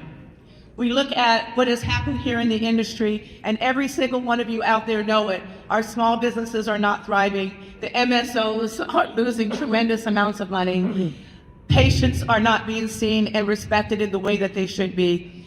And we are being divided in this industry between cannabis and hemp. The disrespect is real. So look, I am here today because I'm going full circle. I came out of politics to become the first African American legally licensed in America to own a dispensary, an edible company, and a cultivation facility. Thank you. That was 16 years ago. So now I want to take what I know about this industry that I helped build, that I love, that I have been a part of, and I want to take it to Washington. I am asking your support to send one of us to Congress. My name is Wanda James, and I'm running for Congress in Colorado's Congressional District 1. This would be the first time that we have one of us sitting at the table. Not somebody that you have to explain what a pre-roll or a concentrate is to. Somebody that understands what it is like to have been raided. Somebody that understands what it is like to pay 280E taxes. Somebody that understands what it's like to visit their family member in prison because of a plant. So look, we have given money to politicians, and I love them too. I love them, I know them, I love them, I love them. They're all very, very, very nice people. But what happens when we go behind closed doors, when they are sitting at that table? They come out and they tell us, we can't get safe banking. We can't get descheduling. We can't get rescheduling. We can't make social equity work. We can't get you relief from 280E. Why? Why? We are a massive industry, and we are not being served by our politicians in Washington, and we're going to change that. We have the power to put one of us at the table, in the room. Yeah. And I am asking you to come with me, to help me, help us. Yeah. So today, I'm standing in front of you because I want to deliver one message to Washington. And there is only one message that works. Legalize. Period. Yeah. Legalization is the only answer. It's the only way that we will be able to have strong businesses. We will be able to have real investment. We'll be able to have freedom from being arrested for simple possession. We have given Washington and every state the opportunity to fix this now for 16 years. We have tried incremental steps. We have gotten along. We have given money. We have worked with. We have lobbyists. We have organizations, trade associations. We have tried everything that we could possibly try, and it does not work. There is one answer. And we all must have the one answer, and that is full-on legalization. No half steps, no baby steps, no partial steps. One answer, full-on legalization. And we need somebody to be able to champion that at the table in the halls of Washington. And I'm asking for your support today. And that's a little bit of her talk from this past week, but I've already been in touch with Samantha, who has promised me a one-on-one down the road, and you can look forward to that. For now, let's get back to the MJBizCon recap 2025. All right, welcome back to the special edition of MJBizCon wrap-up special. I'm Jimmy Young, the executive producer of Cannabis Coast to Coast News, and I'm joined by a guy. It's Max Van Slice. Am I right? Sluice. It's Sluice. See, this is the thing. If you don't ask me what the heck your name is and how to pronounce it, I could screw it up very well. It happens all the time. Max, thank you, and thanks for joining me again, because I remember talking to you last year. Yep. And something has happened since last year. I was at the Harvest Cup in Worcester, Massachusetts. Dialed In had their booth there. Yes, we did. And missed you by a few minutes, but I did sample your product, and I found it to be really nice. Now, I have a high tolerance, as you can imagine. I would imagine so. 50 years of. Anyway, but at least I'm smart enough to understand the cannabinoid profile, the terpene profile, how it is all mixed together and how it works. Yeah. First of all, how is Dialed In Gummies doing? Oh, fantastic, Jimmy. We had a huge boom in 2025. We I shouldn't say that, sorry. We expanded out of Colorado. Yep. Went to Ohio, then Missouri, then Massachusetts, and we just recently opened up in Arizona about 6 weeks ago. So Fantastic. So the people in the audience from Arizona seem to be very happy about that. They are definitely loving and the I can product. vouch for the product because it is a good product. How do you have like a QC group? How do you continuously remake yourself when you go to another state, really? Yeah, tight SOPs, making sure that you have your operation efficiencies down before you expand. And then luckily, we've refined all of our flavors and our processes in Colorado so that we could box it up and drop it into new markets. And, the biggest thing when going into a new market is understanding how the retails work, what are the regulations? Our labels look very different in Missouri than they do in other markets, right? So you got to just, roll with the punches. Yeah, well, there's a lot of punches in cannabis. We're all bruised. The people, especially like you guys that are in the industry, in the trenches, every state is different. Every rule is different. You can't do interstate commerce, wink, wink, officially. Okay. Hopefully. But you can when you have a recipe for success. Absolutely. And then we brought all of our new innovation products into all these new markets, which have been received extremely well. There's definitely a huge market out there that's looking for minor cannabinoid mixes, and I feel that the 4 that we have are some of the best in the market. There you go. And there's a lot of competition now, isn't there? Oh, there is, but not when it comes to a rosin-based edible, Jimmy. So there are other cannabinoid mixes, but they are distillate-based, so we differentiate pretty quickly there. I was just talking to Jimmy from Parachute, Colorado, and Eden, and he was talking about it's about the rosin. And solventless. All I know is, even though I was a veteran consumer for many years, when I got my medical card in 2013 and I went into the dispensary, the first dispensary in Massachusetts to open, I said, I'm not sure I want to smoke it anymore. I've been smoking it for 40 years. What else you got? Try So something of course I walked out of there with the rosins and the gummies and the tinctures and the topicals and all the fun stuff. And but I didn't. It was the most amazing thing about it is, what's this flower stuff? And then I learned that it's only females that are the special part of the plant. Absolutely, unless you're a seed breeder, you need the males. But yeah, for consumable and combustible cannabis, you only want the females in your grow.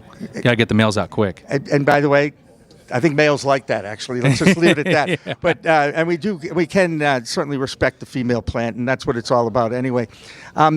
How concerned are you about the future of this industry right now? Because there really is a challenge ahead for everyone. Yeah, absolutely. I mean, look, we're going to roll with it day by day, month by month, and continue to put our best foot forward. Obviously, keeping an eye on regulations and how things may change over time. Yep. But I think we're in a good lane, and I think we have a lot of fun markets that we're going to be opening and entering into 2026. So I'm feeling confident, Jimmy. That's good. Well, it's good to see you again, first of all. And more importantly, when you go to a show like this, there's a re-energizing absolutely feel for everybody, because we are all in this together. Absolutely. And granted, all I get to do is talk about it and report on it, but you guys are in the trenches actually growing it and moving it and trying to expand and keep your business growing as well. And that is, I find the industry fascinating, and that's the word that I find a lot of people in the industry use. There's so many elements to it that are fascinating. Do you still find it that way? Oh, absolutely. And, when you come to as you said, re-energizing is a great word. You come here and you get to see a lot of your fellow cannabis comrades that are out there in the trenches, and just hearing how everyone's doing, seeing everyone again, it's always very refreshing. Since I'm in Massachusetts, where can I get dialed in gummies in Massachusetts? I'm going to hope you know where. Oh, absolutely. Okay. Basque is a great start. You've also got Fine Fettle. You've got 3-6s. There's a lot of really great cannabis retail partners for us out there. Dialed in gummies near me? Yes, absolutely. You can go to our website and it'll tell you exactly where all of our products are sold in the state. And there's plenty of products out there. And I wish you the best of success. And it's great. Now we've done this as a tradition. Absolutely. So you got to come back here next year. And more importantly, keep me in mind. Even though I live in Massachusetts, I'm still a well-kept secret there. We'd love to see you in the next time in Mass. It's California, Texas, Michigan, New York, and Florida are our most viewed states. No kidding. Yeah. Well, let's continue to grow Massachusetts then. I'll see you the next time I'm in town. That's a date. How's that? All right. It. Terrific. Dialed In Gummies is Max's company, and we're so happy to have him back with us again. We're going to continue with our special report, a wrap-up from MJBizCon 2025 after this. Thanks, Jimmy. Tell me about Fluent and what differentiates Fluent from others in the same space in the cannabis industry. Yep. So Fluent is a multi-state operator. That's why I knew. Yep. And so we have a presence in Florida, which is about 70% of our revenue. So Trulieve's your biggest competitor. That's right. I think they're there in Florida too. Yes, I've heard of them. And then we have a pretty strong business in Pennsylvania. We have 3 locations there. We happen to know Claudia Post and the delivery service that she runs in Pennsylvania? I do not. But you should, because she's a hoot and she's very professional. And I still consider Claudia a good friend. She was my Pennsylvania correspondent on our news for well over a year. And she delivers cannabis. She has a delivery company that's licensed in Pennsylvania, and I would be happy to make that introduction for you. And I will tell you, you will not regret it, because she is a hoot and a half. Let's just leave it at that. She's a hoot and a half. She's a tribes person, so she would be welcome. I'm sure she's been to another bagel bash in the past. All right. Sure. So there you go. So that's that. So you have a big operation. So now I know how to kind of turn these questions around. So it's Florida, Pennsylvania. We have 2 medical only states. Yep, and then we have a rapidly growing business in New York. So we just hit our 3rd record month in a row. We have a tremendous facility in Chestertown, New York, and then we just pulled our first harvest down of Connected and Alien Labs in our Buffalo facility. Cool. Very good. And then great, Mark. As you know, I mean, New York's a pretty big state. You've heard of it. Yeah, born and raised New Yorker. I'm. You know what? I didn't know that, to be honest, folks, but I had that vibe going here. Forget about it. Forget about it. And then also we own and operate one of the 3 active licenses in Texas. Right. Oh no. And Lord knows that'll take up an hour. Because it took. I think we led with that battle this past summer, every week for probably 6 or 7 weeks. One of the biggest frustrations I have in this industry is how the media portrays the industry, and it's one of the reasons why I got into doing what I do. Yeah. Because I spent 30 years in television newsrooms. I do have some idea of what the television news world is all about, and now I teach it. So I like to teach others. What do you teach? I teach at Curry College, which is an old communications private school out of Boston area. Great. And I teach sportscasting there, and they just hired me on to teach business of sports production next semester, which is good. But I've been there since 2009. So I taught last semester. Where? I was an adjunct professor. That's what I am. Where? Midtown East. LIM is the college, and they have a cannabis program. So I taught cannabis supply chain. Awesome. And do you know Max Simon Greenflower? Because his group, cool. Because he and I have been friends since the beginning. Because when YouTube took his channel down in 2018, it coincided with the first podcast that I was going to post on YouTube. I pivoted immediately to the Weed Tube, which was in existence at that time. It no longer is. Okay. And now YouTube has softened a little, but they won't let me monetize my content because, after all, I'm a pro cannabis media person. And it's another reason why I got debanked. All my money got thrown out of the bank because I was funding a pro cannabis media company. And by the way, I'm not alone. Okay. When I said to one of my friends that I've interviewed, I popped my cannabis cherry. I mean, because like everybody in the industry has had a problem with banking. Yeah. Well, we're hoping. So I got involved in 2016. I joined a startup. Mark Lustig pulled me into a company called Canna Royalty. We built a pretty big business up. We had some ops in Oregon, investments in Move initially in Arizona. We spun up some operations in Puerto Rico, and then we were later 2020 acquired by Cresco. Oh, I know Cresco. I love those guys. Yeah. So I've been around a little bit on that front. All right. So I obviously read 40 to 50 newsletters a week, and then I curate that content and create my news show. And I have 23 correspondents from all over the world. And we produce a 1-hour news show every week. And this special is going to be longer than an hour. Trust me. Yeah, we've got a lot of content because I've got 4 reporters on the field and we're doing lots of these interviews. So I love meeting people, especially through Jordan and Marino, because they do a great job. The PR groups do a great job in this industry. But media, it's difficult because we don't want to give away free media, because that's why I lost a lot of my money. You know what I'm saying? Yeah. So it has changed quite a bit. So what's special about this year is that this great question. This should be the last. This is going to be the last and largest Schedule I conference in the world.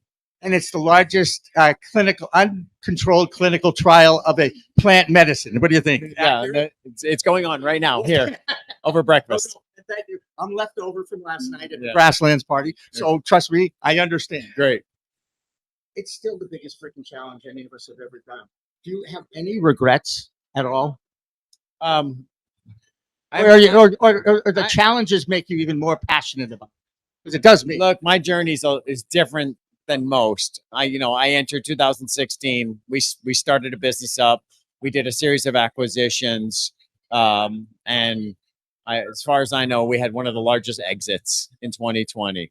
So from there, I was able to step back, and then I re-entered in the New York market. I came back home as an investor, as part of the startup of travel agency in New York City. But hang on a second. You guys sponsored my new show. Oh, okay. I know, and I've interviewed the woman, the CEO. Rain, Rain. Yeah. Thanks. Best way to describe her. Okay. Forget the names. But travel agency, I remember producing the commercial for travel, and New York made you put the disclaimer at the end of the commercial because I wanted to be compliant. Yeah, that's right. See, I took care of you. It's complicated. That's right. It's complicated. So I don't feel. So for me, I had a monetization event. I re-entered it. I re-entered into the space, knowing exactly what I was getting into. I just did 3 weeks ago. I was on the Business of Cannabis panel in New York City, and then 2 weeks ago I was in Washington D.C. on a panel with Jim from Cornbread Hemp. I not only do I know Jim Higdon, okay, but he was also on my show. I've interviewed him, and Kerry Hinkle, who was on the U.S. Hemp Roundtable, is my hemp reporter. And let me tell you, I'm proud of the coverage that we did over the last 4 weeks of this. And by the way, 48,000 people have viewed our work in 28 days on YouTube. So it's not like I'm a little internet guy, little YouTuber. Oh, well, Jordan's a good man. For whatever reason, he voted for me as Cannabis Journalist of the Year as my MJ, which I think is tonight, which I don't even know what year, day it is, and I lost my phone. So I'm like, you know what I am? I'm the wandering Jew. Are you familiar with that phrase at all? Sure. All right. So look, I have to wrap this up, but I want to continue to work with you and talk with you. I want you to know you have a friendly professional media person that is interested in helping you tell your story and not worry about leading the news because you misspoke or they ask you questions about, so what do you do about the increase in emergency room visits in your state that you're in, which drives me crazy because I know of a product that can bring you down like that in 5 minutes, and it's non-minor cannabinoid based. I'd love to introduce you to this kid that created this. It's all spices. It's all stuff, and it's all already federally approved contents. So there's no reason, no Schedule 1 issues. You see what I'm saying? And I I've been waiting. We've on record here. Been all waiting. 9 years I've been saying this. One last thing. Are you familiar with the closed door meeting that's going on right now with the U.S. Supreme Court and the Cannabis Provisions case? They're trying. Well, they're trying. This group I know out of Massachusetts, Meg Sanders from Cannabis Provisions, and Verano, Verano, are challenging the prohibition based on constitutional law. Prohibition of cannabis. Oh, great. No, and it's funny. Last night I ran into him at the Grasslands party, and I said, "So, what's going on? What do you know about the closed door meeting?" Of course, they can't say anything because it's closed door, but they really believe they have a great argument, and we all hope that they win because I am tired of explaining and dealing with this all the time. But look, logic should prevail. You would think so, right? Yeah. Hey. Very nice to meet you. And my pleasure. Congrats. Yes, I talk too much, Jordan. I know. All right, I'm wrapping up. Let's keep in touch. Okay, you got it. And we'll have more of our special in a moment. Don't go away. Hey, we're back at the party of the year at MJBizCon. I feel like I'm on like Entertainment Tonight or something, right? Because I'm running into all these people. Two people here that, as it turns out, when you're in the cannabis industry, it's a very small industry. In fact, did you know there's only 2,500 total companies if you consider Trulieve and Cresco and Curaleaf all one? And then so it's really a small community. This is Penny Lane and CJ, right? C-Dub. C-Dub. CW. CW. Yeah, but whatever you like, whatever's easy. I call him Dub. I call him Sir. Dub. Okay, can I call him Sir? Sure. All right. So these two people here tonight that I'm running into are friends with a dear friend of mine, Brandon Jones, who was our Missouri correspondent for the news show that we've produced now for 7 years. And Brandon, I'm going to tell you a little secret. He was scared shit to be on camera when I first got him. Really? I had to walk him like a 5-year-old through it. And he not only did he do it, but he did it, he mastered it. And I miss him terribly. We want him back because Missouri has a very special place in the cannabis universe. Your man, George Jage, said to me, Missouri got it right. Missouri did get it right. It's my 22nd state. Traveling across the country over the last, long time. I'm old. Decades. Missouri did get it right. When adult use passed, they didn't forget the patient. Yeah. So the patient market exists. Caregivers exist. But it's still a plant medicine. 100%. Let me ask you a question about the word recreational. Has it done more harm than good to the industry? And like on a wide consensus, yes. Yes, like in California, that was one of the states that they didn't need to change it. The med program worked there, and the moment adult use came in, the taxes changed. Look, money is the root of all evil, people, and yet we're in a free society, and everybody likes to make money, and it's a capitalist society, and all that. But still, it runs the world. Well, we need it. We need it to survive, but equal. You know what's funny about equal rights under the law? The industry has been absolutely just vilified. Oh, I agree. And it's horrible how the government has treated it. It's against the Constitution, as I think. I really do. It is not fair what they're doing to this medicine. By the way, CW. Now, Yes, sir. if I read it, I remember it. You understand? Right there. Yep. Country and Western. How many people say that to you, right? I mean, whatever you want to put the combination in for. I've gone on all kinds of crazy things like Christ watermelon, Colt. What was that one? Christ watermelon. That's one that's always been it. All right. Whatever you want. The CW was a television network, too, still is. Oh, absolutely. Big time. CW. All right, so you were friends, Brandon Jones. Know Brandon Jones very well. And yeah. you know his dear, dear friend, best friend, Waxy, passed. And it was Stay also Waxy, someone that everybody. you're very close with. How is it? How's the reaction? I mean, grieving takes time. Oh, are you kidding? It's like Right. it's like a natural disaster happened within the industry out in Missouri. It really feels like it's it's something that takes an immense amount of a willpower and heart and a lot of love to be able to come back from. Because that's a void that's never going to get filled again. Like there was only one Waxy Brown, and that's never going to. How's this club doing? So I have been pushing to make sure this club stays open, along with the immense help of Tyler Smith, who owns Doobies and Mad Hatter's Emporium. I went out there and rebuilt their stage, their outdoor stage, and their tiki bar. I've been so grateful to be able to have the opportunity to help them out. I wish I could have done more while Waxy was still alive for them, but Doobies is not going to die anytime soon. We're going to make sure his dream stays alive. All he wanted was a place for people to go, sit and sesh, and community. That was Waxy was about the people, the community. One of the most selfless human beings I ever met in my life. Had the best ideas in the world. I love that. You are good. Ideas. Did you catch that? I don't think I'm a virgin idea. This one is full of them. She's full of them. No, that's a fantastic thing. I love. Yeah. So Waxy loved to call me late at night because I keep weird hours. Waxy was on my channel. I mean, I work in every time. That'll do it for this week's Cannabis Coast to Coast news, and we return next week with our focus back on the fight to end cannabis prohibition in our country.